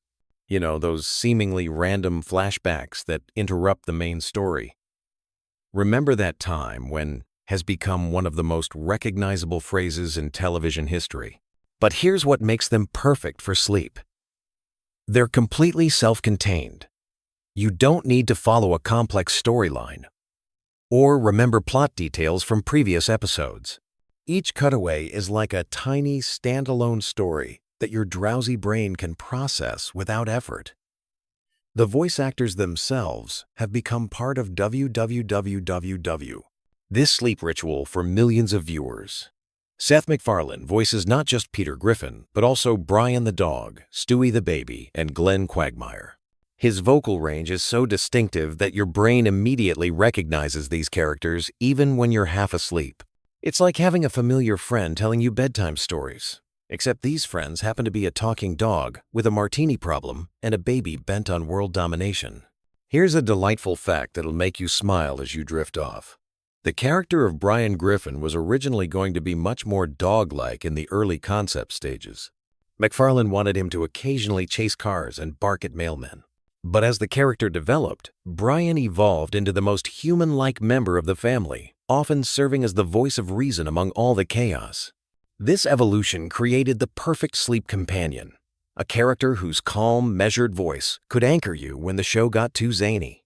The show's music deserves special recognition in the sleep department. Composer Ron Jones and later David Zippel created soundtracks that perfectly complement the show's mood without being jarring or overstimulating. The background music flows seamlessly from scene to scene, creating an audio landscape that's engaging enough to hold your attention, but gentle enough to let you relax. It's like having a personal soundtrack to your journey into dreamland. Let's dive into something truly remarkable about the show's production that makes it ideal for repeated viewing, which is essential for a good sleep show. Each episode takes approximately 8 months to produce, from initial script to final animation. This lengthy process allows for incredible attention to detail that rewards both active and passive viewing. When you're actively watching, you catch visual gags and subtle references. When you're falling asleep, your brain picks up on the consistency and craftsmanship without you even realizing it. The character development over the years has created something like a comfortable old sweater for viewers. Peter Griffin's predictable unpredictability, Lois's patient exasperation, Chris's awkward teenage energy, Meg's perpetual search for acceptance, Stewie's sophisticated vocabulary wrapped in a baby's body, and Brian's intellectual pretensions all combine to create a family dynamic that feels familiar, even when the situations are completely absurd. Here's something that makes Family Guy uniquely suited for sleepwatching. The show operates on what comedy writers call escalating absurdity. Each scene builds on the previous one, but not in a way that requires intense concentration. Instead, the absurdity creates a dreamlike quality that mirrors the way your mind naturally drifts as you fall asleep. Your thoughts become increasingly disconnected and surreal, just like a typical Family Guy episode. The cultural references in Family Guy span decades, from 1,950 seconds television shows to contemporary internet memes. This creates a comforting sense of shared cultural knowledge. Even if you don't get every reference, your brain recognizes the patterns and rhythms of pop culture commentary. It's like being wrapped in a blanket made of collective memories, which is incredibly soothing when you're trying to wind down for the night. One of the most sleep-friendly aspects of Family Guy is its episodic nature. Unlike serialized dramas, where missing an episode means losing crucial plot developments, Family Guy resets after each episode. The Griffin family ends each adventure more or less where they started, which means you can drop in and out of episodes without feeling lost. This removes the anxiety of needing to pay attention, freeing your mind to relax and drift away. The show's approach to time and logic is wonderfully elastic, which mirrors how our minds work during the transition to sleep. In Family Guy, characters can travel through time, alternate dimensions, or simply exist in different versions of reality within the same episode.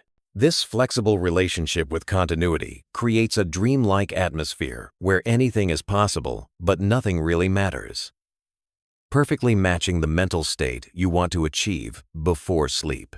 Let's talk about the genius of Stewie Griffin's character development as a sleep aid. Initially conceived as a villain bent on matricide, Stewie evolved into something much more complex and, frankly, more soothing. His relationship with Brian, particularly in their Road 2 episodes, creates some of the show's most heartwarming moments. These episodes often feature extended conversations between the baby and the dog as they navigate various adventures together. The steady dialogue and genuine friendship between these characters provides the perfect auditory backdrop for falling asleep. The animation style itself contributes to the show's sleep-inducing qualities.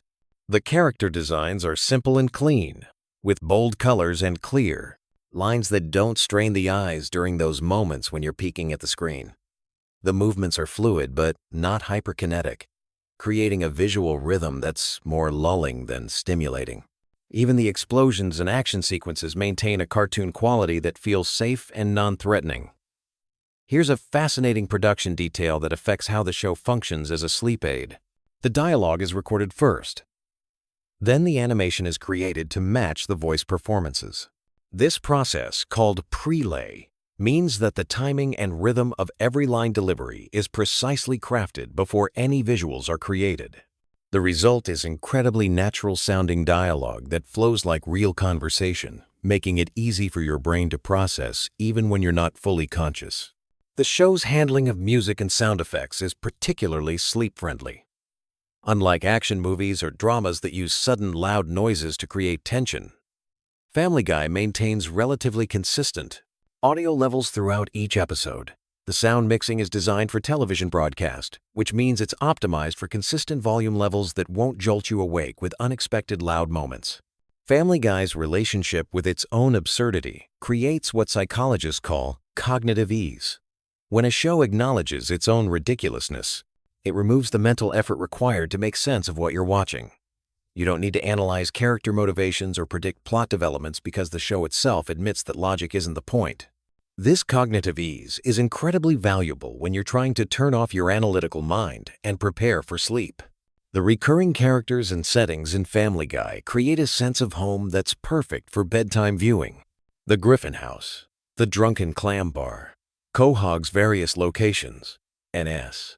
These places become as familiar as your own neighborhood.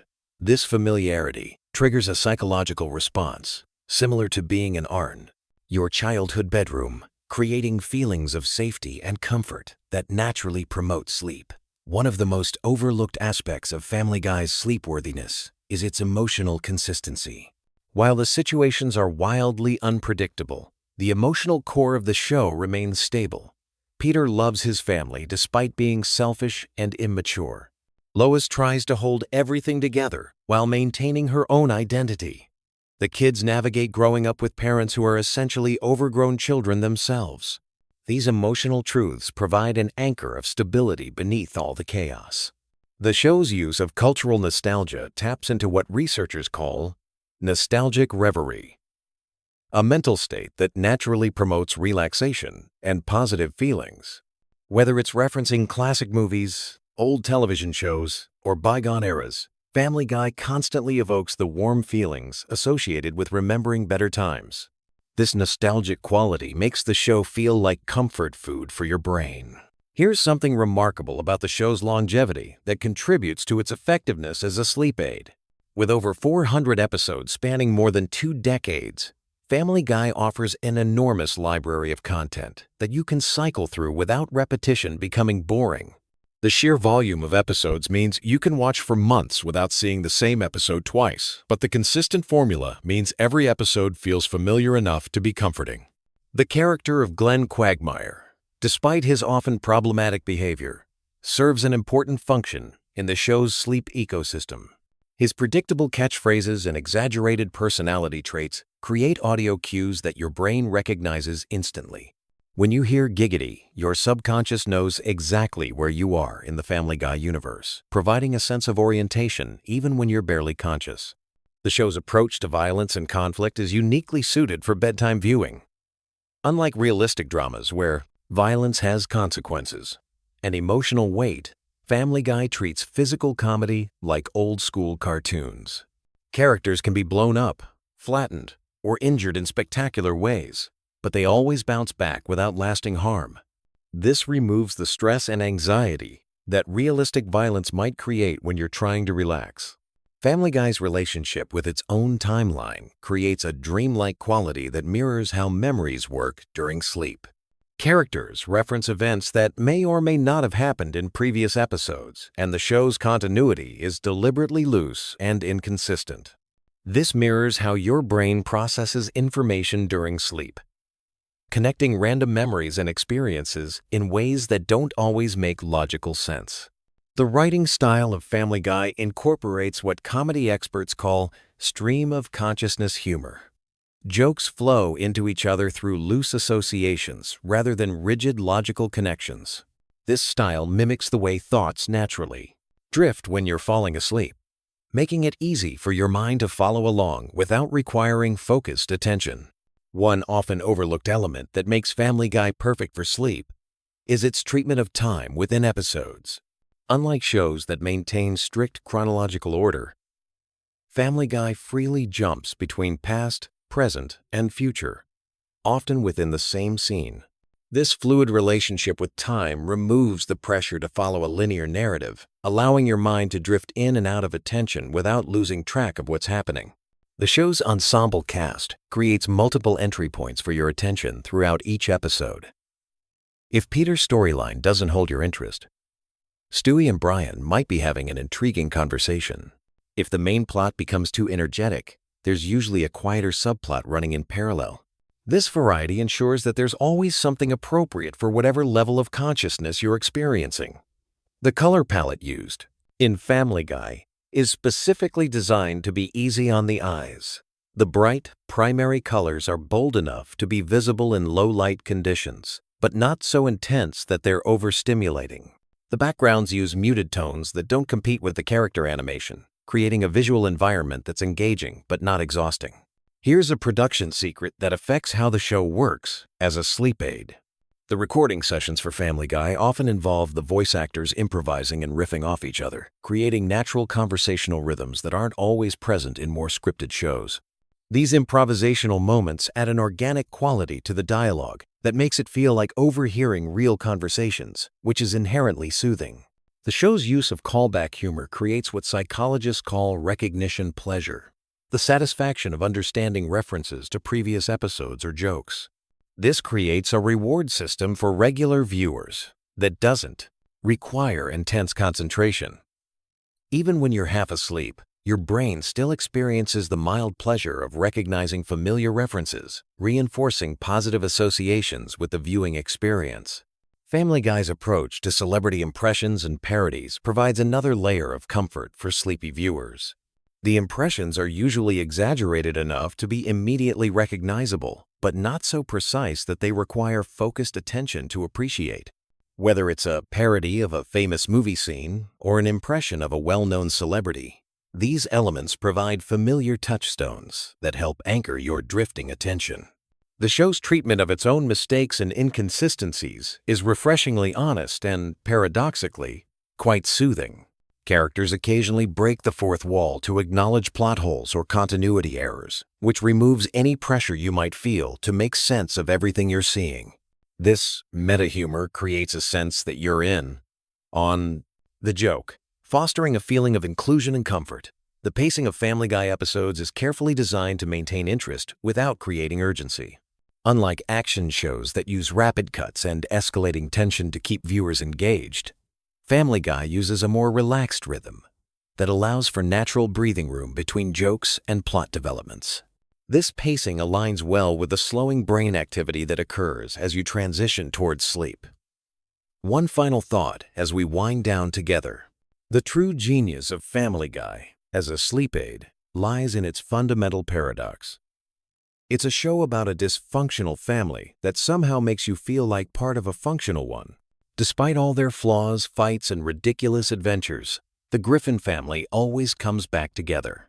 They forgive each other's mistakes, support each other through crises, and maintain their bonds despite everything that tries to tear them apart. This underlying message of unconditional family love, buried beneath layers of irreverent humor and chaotic plotting, provides the emotional foundation that makes Family Guy so comforting. When you're lying in bed, vulnerable and preparing to surrender consciousness for several hours, there's something deeply reassuring about spending time with a family that, despite everything, genuinely cares about each other. So tonight, as you settle in with another episode of Family Guy playing softly in the background, remember that you're not just watching a cartoon. You're participating in a ritual shared by millions of people around the world who have discovered that sometimes the best way to fall asleep is to spend time with the Griffin family. Sweet dreams, and don't forget to set your sleep timer. Did you know that Family Guy has been secretly building one of the most complex and disturbing universes in television history? Tonight, we're diving deep into the hidden lore that connects every bizarre moment, every throwaway joke, and every seemingly random cutaway into something far more sinister than you ever imagined. Get comfortable, because what you're about to discover about the Griffin family and their world will completely change how you see this animated sitcom forever. Welcome to a journey through the darkest corners of Quahog, where nothing is quite what it seems, and every laugh might be masking something truly terrifying. I'm going to take you through the most mind-bending theories, hidden connections, and disturbing implications that have been hiding in plain sight for over 2 decades. This isn't just about cartoon humor anymore. This is about a carefully constructed reality where time itself breaks down, where characters live and die and return without explanation, and where the very fabric of existence seems to bend to the whims of a family that might not even be human. Let's start with something that's been bothering fans for years. Have you ever noticed how characters in Family Guy seem to exist in multiple states of reality simultaneously? Peter Griffin has died countless times throughout the series, yet he continues to appear in subsequent episodes with no explanation. This isn't just cartoon logic at work. There's something much deeper happening here, something that suggests the Griffin family exists outside the normal rules of life and death. Consider this carefully. In one episode, Peter is literally crushed by a falling piano. In another, he's shot point blank in the chest. He's been decapitated, blown up, and killed in ways too numerous to count. Yet he always returns, usually within the same episode, sometimes carrying the memory of his death, sometimes acting as if nothing happened at all. This pattern extends to every member of the family, creating what theorists call the resurrection phenomenon. But here's where it gets truly disturbing. The show has established that Peter remembers some of his deaths, but not others. In certain episodes, he makes direct references to previous fatal incidents, treating them as if they were merely inconvenient experiences rather than life-ending events. This suggests that the Griffin family exists in a state of quantum immortality, where their consciousness simply shifts to alternate timelines whenever they die in one reality. The implications of this are staggering. If the Griffins can't truly die, what does that make them? Are they some kind of interdimensional beings? Are they trapped in an endless cycle of death and rebirth? Or are they perhaps already dead, existing in some kind of purgatorial state where their worst impulses are allowed to manifest without permanent consequences? This theory gains even more weight when you examine the nature of their world.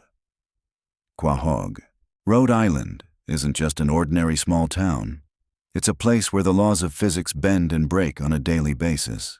Characters regularly fall from impossible heights without injury, survive explosions that should level city blocks, and experience transformations that defy biological possibility. The town itself seems to reshape itself to accommodate whatever narrative demands the moment requires. Look at the Clam, the local bar where Peter spends most of his time. The interior layout changes from episode to episode, sometimes dramatically. Rooms appear and disappear, the building size fluctuates wildly, and the bar somehow manages to accommodate everything from small, intimate gatherings to massive concerts and events. This isn't just inconsistent animation. It's evidence that reality itself is malleable in Quahog. The same phenomenon affects the Griffin house. Rooms appear when needed and vanish when not required. The basement sometimes contains a simple laundry area. Other times, it's a vast underground complex with multiple levels and impossible architecture.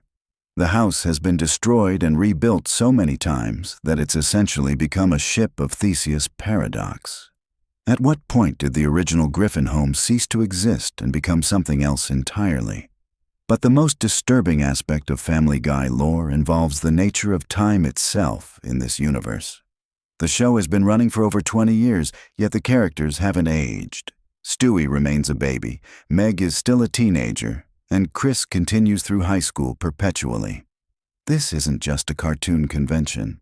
The show has explicitly addressed the passage of time on multiple occasions, creating paradoxes that suggest something is fundamentally wrong with how time functions in their reality. Consider Stewie's advanced intelligence and technological capabilities. This isn't just a genius baby. Stewie has access to time travel technology, advanced weaponry, and scientific knowledge that surpasses anything available in our reality. He's built nuclear weapons in his bedroom, created sentient robots, and developed interdimensional travel devices. These aren't the inventions of a human child, no matter how intelligent. They're the creations of something far beyond human understanding. The time travel episodes reveal even more disturbing implications. When Stewie and Brian travel through time, they encounter multiple versions of themselves and their family members. Some of these versions are dramatically different, suggesting that the timeline they inhabit is just one of countless variations.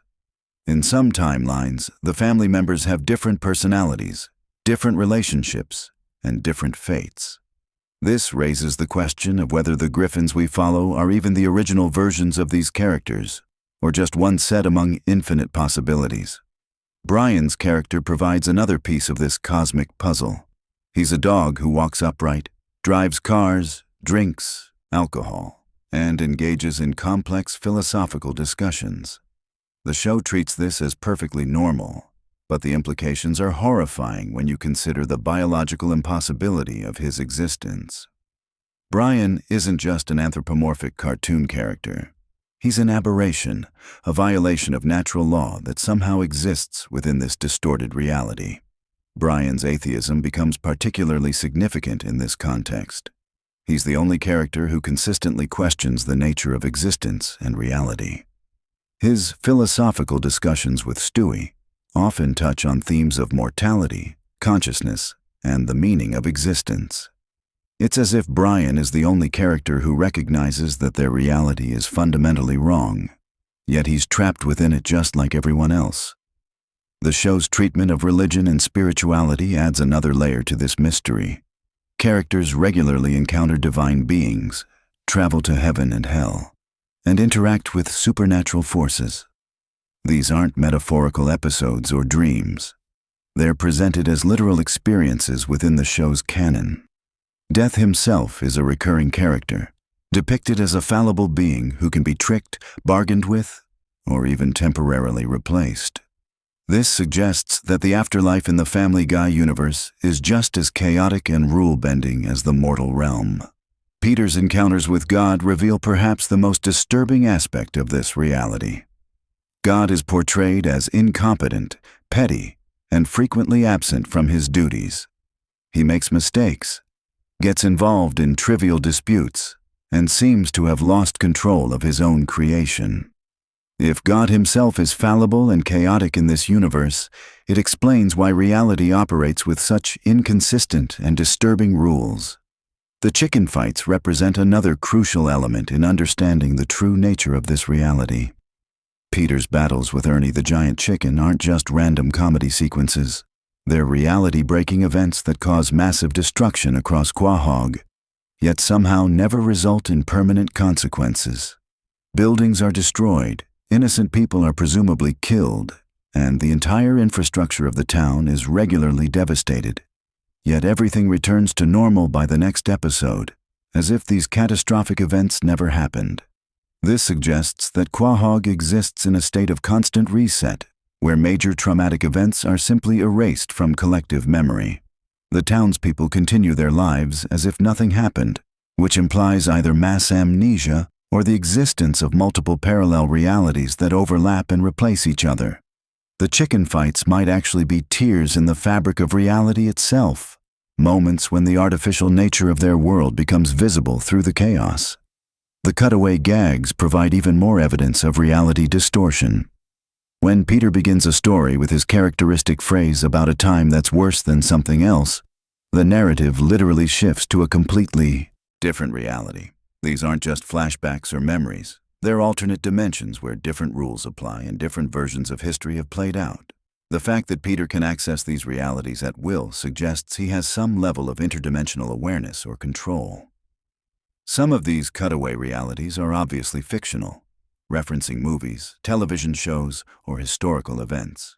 But others seem to be genuine alternate versions of the Family Guy universe where small changes have created dramatically different outcomes. This creates a multiverse structure where Peter's consciousness can jump between realities, experiencing different versions of events and bringing that knowledge back to his primary timeline. Meg's role in this cosmic horror becomes clearer when you examine how other characters treat her. The family's abuse of Meg isn't just mean-spirited humor. It's ritualistic and consistent across all timelines and realities. Even in alternate universes where other aspects of their lives are different, the treatment of Meg remains constant. This suggests she serves some kind of specific function in maintaining the stability of their reality. Some theories propose that Meg is actually the anchor point that keeps their chaotic universe from completely falling apart. Her suffering might be the price paid for the family's immortality and reality-bending abilities. The more they abuse her, the more stable their impossible existence becomes. This would explain why even when Meg tries to improve her situation or gain acceptance, the universe seems to conspire against her, forcing her back into her role as the family scapegoat. Lois presents her own mysteries. Despite being married to Peter and living in the same chaotic reality, she often displays knowledge and abilities that seem beyond her apparent character. She's multilingual, has extensive combat training, has connections to wealthy and powerful families, and occasionally demonstrates skills that suggest a much more complex background than her suburban housewife persona would indicate. Her maiden name is Pewterschmidt, connecting her to a family of extreme wealth and influence. But the show has revealed that the Pewterschmidt fortune comes from sources that are never fully explained. They have connections to Nazi Germany, mysterious business dealings, and enough power to manipulate major political and economic events. This isn't just old money. This is money that comes from sources that operate outside normal human society. Lois's piano playing takes on new significance in this context. Music has always been associated with supernatural and reality-altering powers in mythology and fiction. When Lois plays piano, she often enters a trance-like state where she becomes completely absorbed in the music. Could her playing be some kind of ritual that helps maintain the stability of their distorted reality? Is she unconsciously channeling forces that keep their impossible world functioning? The town of Quahog itself contains numerous locations that defy logical explanation. The Drunken Clam Bar exists in a constant state of flux. Tom Tucker's news station somehow manages to cover every bizarre event that happens in town, no matter how impossible or reality-breaking it might be. The grocery store, the movie theater, and other local businesses seem to have unlimited resources and the ability to accommodate whatever the plot requires. But perhaps most disturbing is Quahog's relationship with the outside world. Characters regularly travel to other cities and countries, yet these locations often seem just as distorted and rule-breaking as Quahog itself. When the family goes to Europe, they encounter the same kind of impossible situations and reality-bending events they experience at home. This suggests that the distortion isn't limited to their hometown, but extends throughout their entire universe. Cleveland's move to Virginia and subsequent return provides another clue to the nature of their reality. During his absence, Cleveland had his own show in a different location with different characters and storylines. Yet when he returned to Quahog, he seamlessly reintegrated into the Family Guy universe as if nothing had changed. This suggests that characters can literally move between different fictional realities while maintaining their essential identities.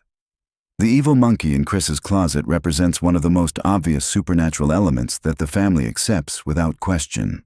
This isn't just a monkey that happens to live in their house. It's a malevolent entity that exists partially outside normal reality, able to appear and disappear at will, and possessing knowledge and abilities that suggest it's not bound by the same rules as other characters. When the evil monkey's backstory was finally revealed, it showed a complex history involving betrayal, revenge, and supernatural justice. But the fact that Chris lived with this entity for years without the family taking serious action suggests they're either unable to perceive the true nature of supernatural threats, or they're so accustomed to reality-bending phenomena that they've become desensitized to genuine danger. The show's treatment of violence provides another disturbing window into the nature of their reality. Characters regularly engage in brutal combat, use deadly weapons, and inflict injuries that should result in permanent disability or death. Yet these violent encounters rarely have lasting consequences. Bodies heal impossibly quickly, psychological trauma is ignored, and characters continue their relationships as if attempted murder was just a minor disagreement. This isn't just cartoon violence logic. The show has established that pain and injury do matter in their world. Characters react to pain, seek medical treatment, and sometimes suffer long-term consequences from their actions. But the threshold for what constitutes permanent harm seems to be much higher than in normal reality, suggesting that their physical forms are more resilient or fundamentally different from normal human bodies. The celebrity appearances in Family Guy create another layer of reality confusion. When real celebrities appear on the show, they're often portrayed in ways that are completely at odds with their real-world personas. Some are depicted as evil, others as incompetent, and many are shown in situations that would be impossible in reality. These aren't just parodies or satirical representations. They're presented as literal encounters within the show's universe. This raises questions about the relationship between the Family Guy universe and our reality. Are these actual alternate versions of real people, or are they fictional constructs created by whatever force maintains their distorted world? The fact that these celebrity characters often have knowledge of events from the real world suggests some kind of connection to our reality, but their behavior and circumstances are so different that they can't be the same individuals. Adam West's portrayal as the mayor of Quahog provides the most extensive example of this phenomenon. The real Adam West was involved with the show for many years before his death, playing a version of himself that bore little resemblance to his actual personality. This fictional Adam West had supernatural experiences, engaged in bizarre political policies, and interacted with the Griffin family as if they were real people in his world. The fact that the real Adam West participated in creating this alternate version of himself suggests a blurring of the lines between fiction and reality that extends beyond the show's universe. It's as if the Family Guy reality has the ability to reach into our world and influence real people to participate in its narrative structure. The show's handling of historical events reveals another disturbing aspect of their reality. Characters regularly travel back in time to witness or participate in major historical moments, but their presence often changes the outcome of these events in ways that should have massive consequences for their present-day reality. Yet somehow the timeline always corrects itself, or the changes are ignored in subsequent episodes. This suggests that history itself is malleable in their universe, subject to constant revision and correction by forces that operate outside normal temporal mechanics. The Griffin family's ability to witness and alter historical events without permanent consequences implies they exist outside the normal flow of cause and effect. Stewie's sexual orientation and romantic relationships add another layer of complexity to the reality distortion. The show has never definitively established Stewie's sexuality, leaving it deliberately ambiguous despite numerous hints and references. This isn't just uncertainty about a character's personal life. It's as if Stewie exists in a state of quantum sexuality, where all possibilities remain open simultaneously. When Stewie does engage in romantic or sexual situations, they often involve time travel, alternate realities, or impossible circumstances. His relationship with himself from alternate timelines, his interactions with future versions of other characters, and his romantic encounters with beings from different realities all suggest that normal human relationship dynamics don't apply to him. Brian's romantic relationships follow similar patterns of reality distortion. He's been involved with human women, other dogs, and beings from alternate realities. These relationships are treated as normal within the show's universe, but they represent violations of biological and social norms that should be impossible in any consistent reality. The recurring theme of characters breaking the fourth wall provides perhaps the most direct evidence that they're aware of their fictional nature. When characters make references to the show itself, acknowledge the presence of cameras, or directly address the audience, they're demonstrating consciousness of their status as fictional constructs. Yet they continue to behave as if their reality is genuine and consequential. This creates a paradox where characters are simultaneously aware of their fictional nature and committed to maintaining the illusion of their reality. It's as if they're trapped in a performance they can't escape, forced to continue their roles even though they understand the artificial nature of their existence. The show's treatment of mental illness and psychological trauma becomes particularly disturbing when viewed through this lens. Characters regularly experience events that should result in severe psychological damage, yet they continue functioning as if nothing happened. Peter has been through countless traumatic experiences. Meg has suffered years of abuse and rejection, and Chris has dealt with supernatural threats and family dysfunction that should have lasting psychological effects. Their apparent immunity to psychological trauma suggests either that their minds operate differently from normal humans, or that the reality they inhabit somehow prevents the formation of lasting psychological damage. Either possibility raises questions about the fundamental nature of their consciousness and identity. The economic system of Quahog defies logical explanation. Peter works at a brewery, yet the family maintains a middle-class lifestyle that includes expensive vacations, constant dining out, and the ability to replace destroyed property without apparent financial strain. The cost of living in their reality seems to operate on completely different principles than any real economic system. Local businesses somehow manage to stay open despite constant destruction and the bizarre behavior of their customers. The bank continues to provide services, even though it's regularly robbed or destroyed. The hospital treats impossible injuries and supernatural conditions as routine medical cases. This suggests an economic system that operates independently of normal supply and demand principles. The show's treatment of technology reveals another aspect of their reality distortion. Characters have access to futuristic devices and impossible inventions, yet they also use outdated technology and live in what appears to be contemporary society. Time periods blend together in ways that suggest their reality exists outside normal temporal progression. Stewie's advanced technology coexists with Peter's primitive understanding of basic concepts.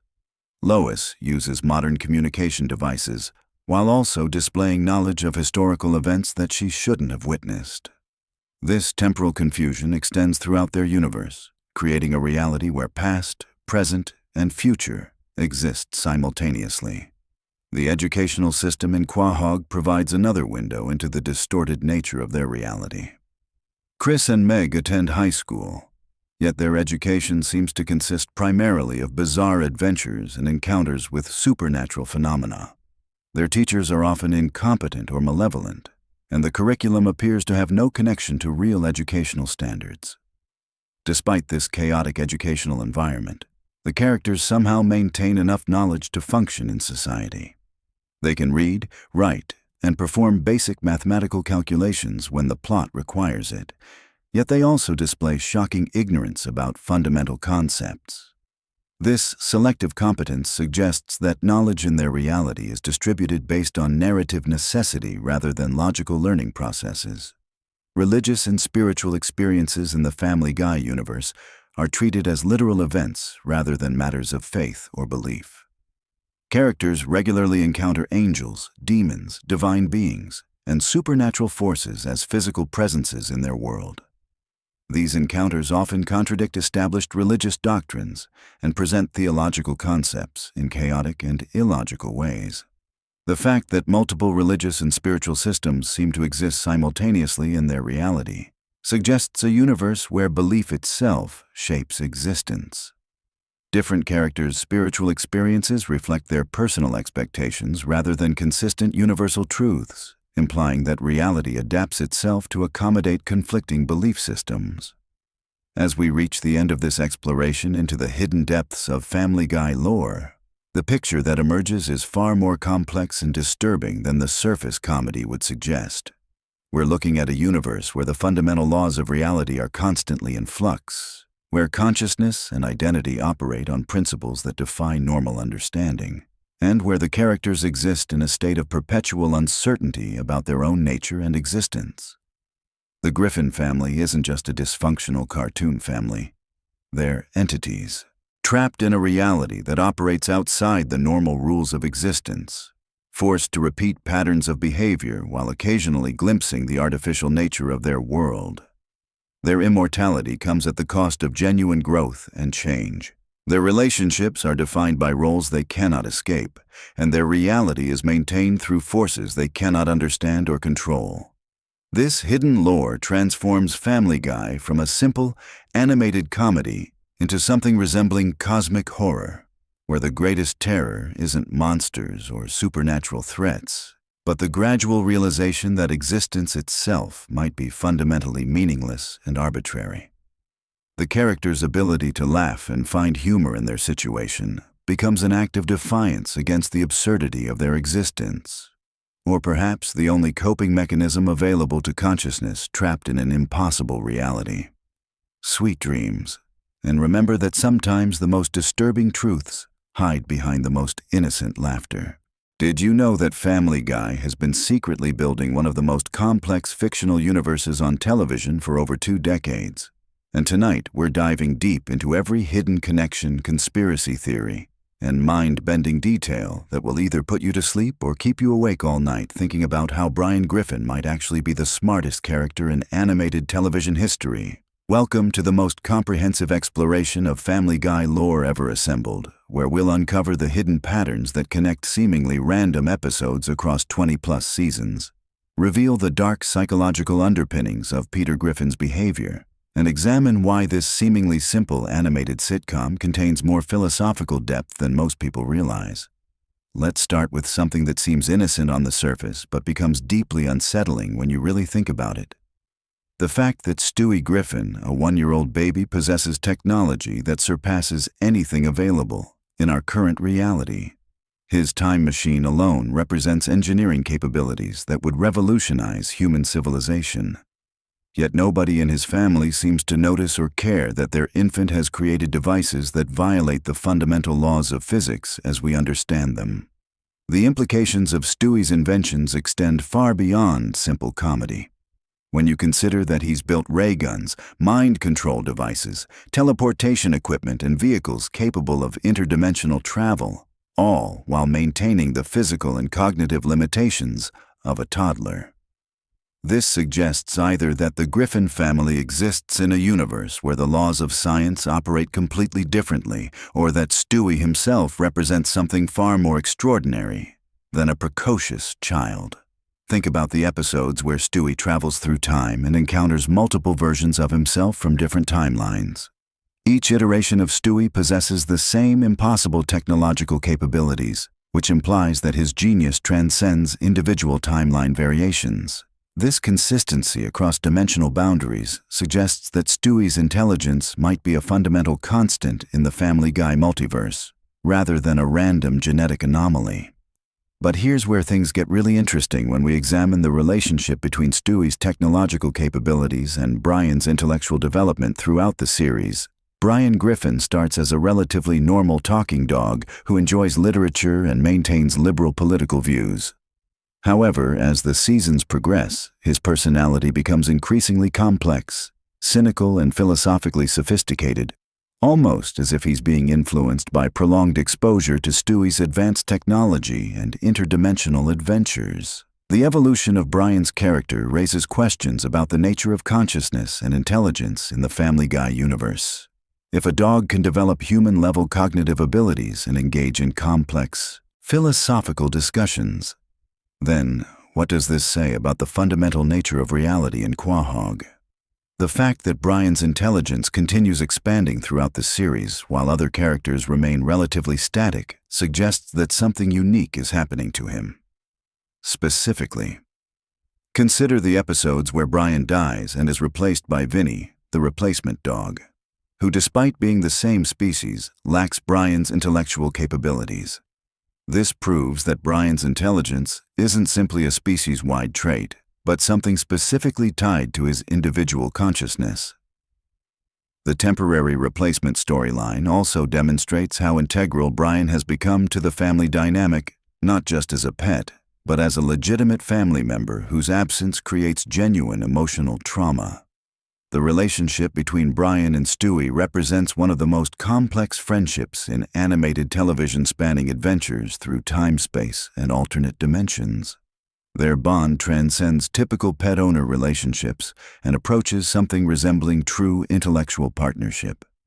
This dynamic becomes even more fascinating when you consider that their adventures often involve visiting timelines where their relationship takes different forms, sometimes as friends, sometimes as enemies, and occasionally as something approaching equals moving deeper into Family Guy lore. We encounter the recurring theme of Peter Griffin's seemingly limitless capacity for causing destruction, while somehow avoiding serious consequences.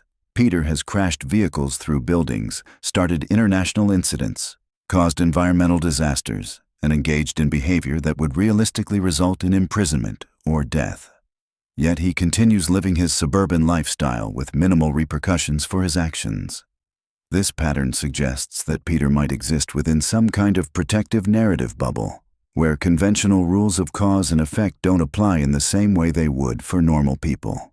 The consistency of his survival across increasingly dangerous situations implies either supernatural intervention or existence within a simulated reality where certain characters are programmed to be essentially indestructible. The Griffin family's relationship with death itself provides another layer of complexity to the series' lore. Multiple characters have died and been resurrected, Brian's temporary death being the most notable example, but there are numerous instances where characters should have died, but somehow survived catastrophic events. This casual relationship with mortality suggests that the Family Guy universe operates under different existential rules than our reality. Quahog itself emerges as a character in the series when you examine how the town responds to the Griffin family's constant chaos. Despite Peter's regular destruction of property and public safety, the community continues functioning normally as if nothing happened. This resilience suggests either that Quahog exists outside normal space-time, or that the town itself possesses some kind of regenerative properties that allow it to recover from damage. The recurring characters in Family Guy form an intricate web of relationships that span decades of episodes, each bringing their own psychological complexities to the narrative. Cleveland Brown's departure and return to the series creates interesting questions about character continuity and the nature of friendship in long-running animated series.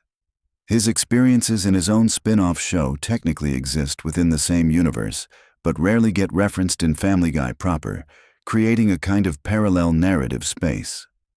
Glenn Quagmire represents perhaps the most problematic character in terms of Family Guy lore, because his behavior often crosses lines that would be completely unacceptable in real life.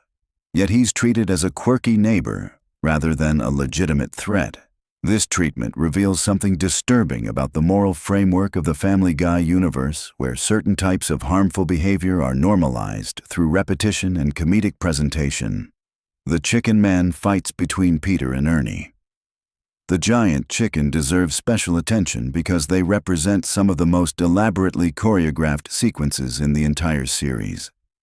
These battles often span multiple locations, involve massive collateral damage, and demonstrate fighting capabilities that far exceed what either character should possess based on their apparent physical attributes.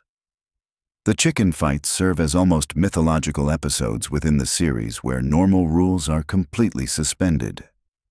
When examining these extended fight sequences, you notice they follow patterns similar to classic mythology, where heroes and monsters engage in battles that reshape the landscape around them. The destruction caused during these fights would realistically devastate Quahog's infrastructure and economy. Yet everything returns to normal by the next episode, as if these epic confrontations exist in a separate reality layer. The cutaway gags that Family Guy is famous for create their own complex narrative space where characters interact with historical figures, fictional characters, and alternate versions of themselves.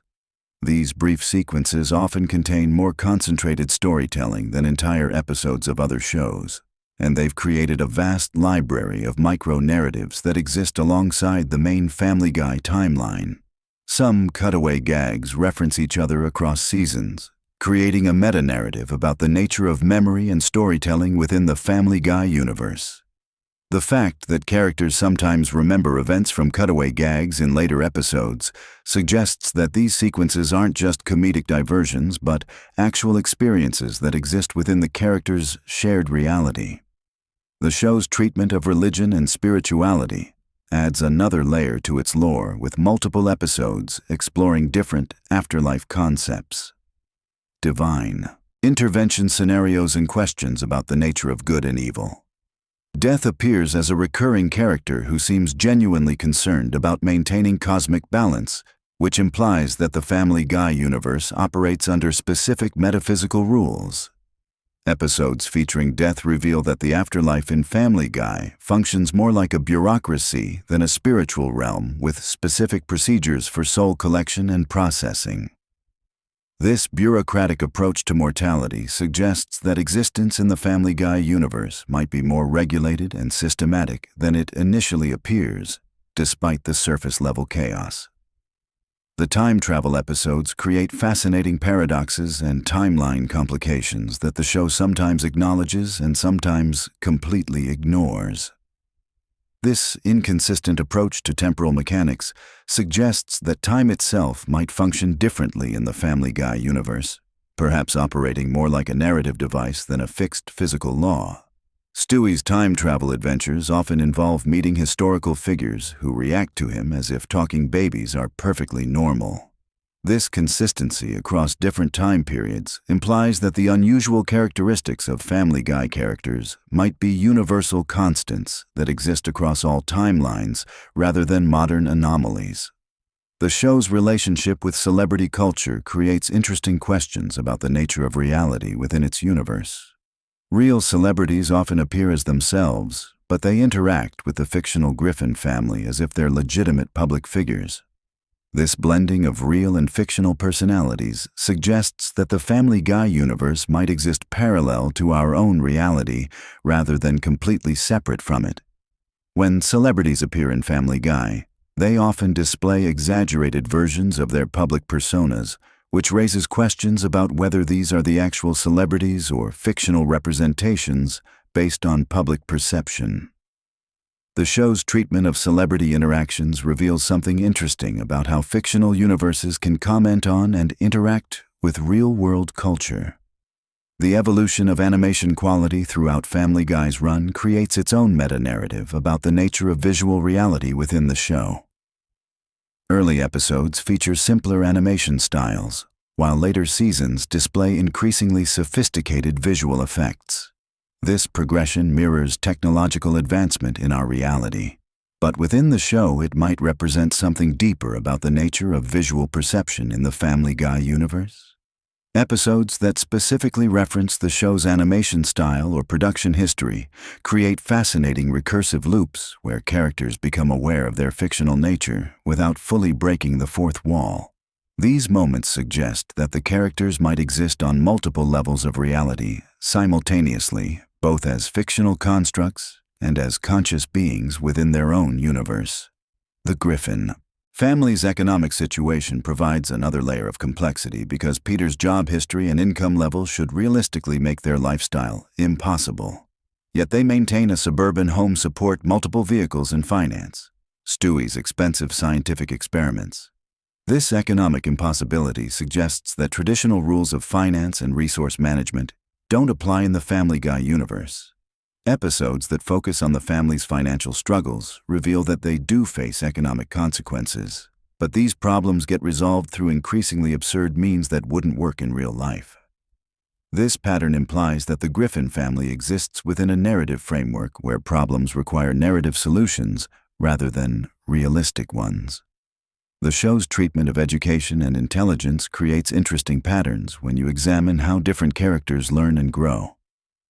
Brian's intellectual development contrasts sharply with Peter's consistent ignorance, despite both characters having access to similar information and experiences. This disparity suggests that intelligence in the Family Guy universe might be more fixed and character-specific than it is in reality.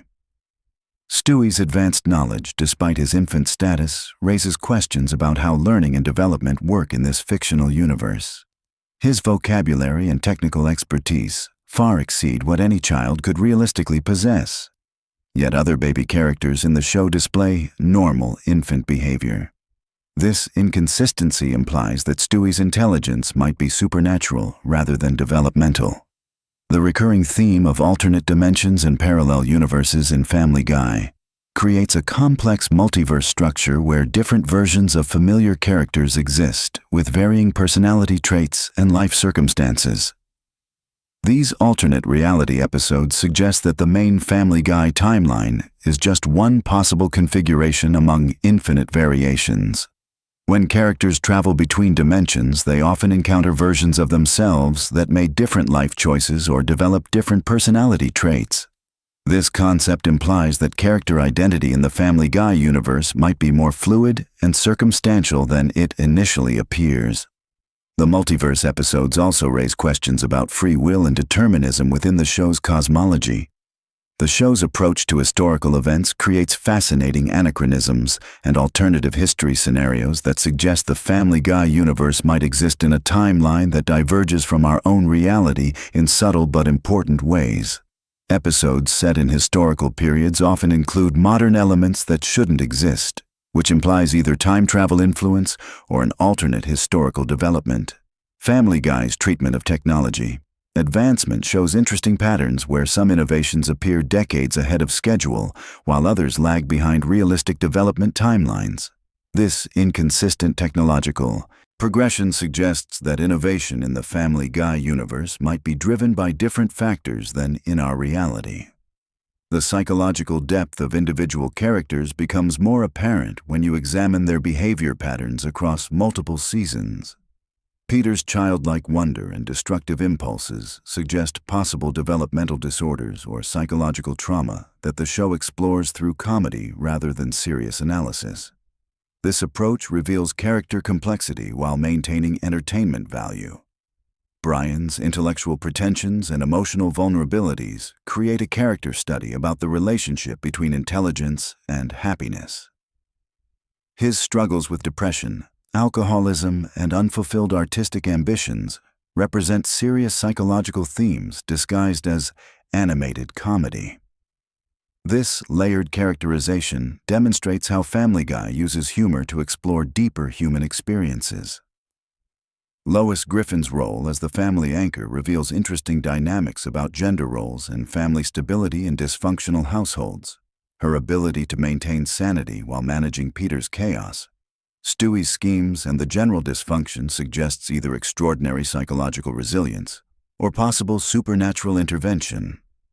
The supporting characters in Family Guy each contribute to a larger tapestry of human behavior and social commentary. Joe Swanson's disability and heroic personality create discussions about capability and determination, while Mayor West's bizarre behavior comments on political leadership and civic responsibility.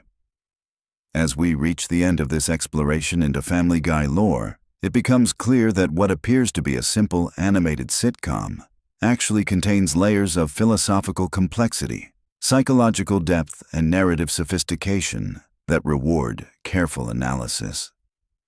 The show's ability to maintain comedic entertainment while exploring serious themes demonstrates the power of animation as a storytelling medium. Whether you're drifting off to sleep or staying awake, thinking about these connections, Family Guy continues evolving and adding new layers to its already complex mythology. Each episode contributes to a larger narrative about family dysfunction, American culture, and the absurd nature of modern existence, wrapped in accessible animated comedy that somehow makes profound observations about the human condition feel effortlessly entertaining and surprisingly profound.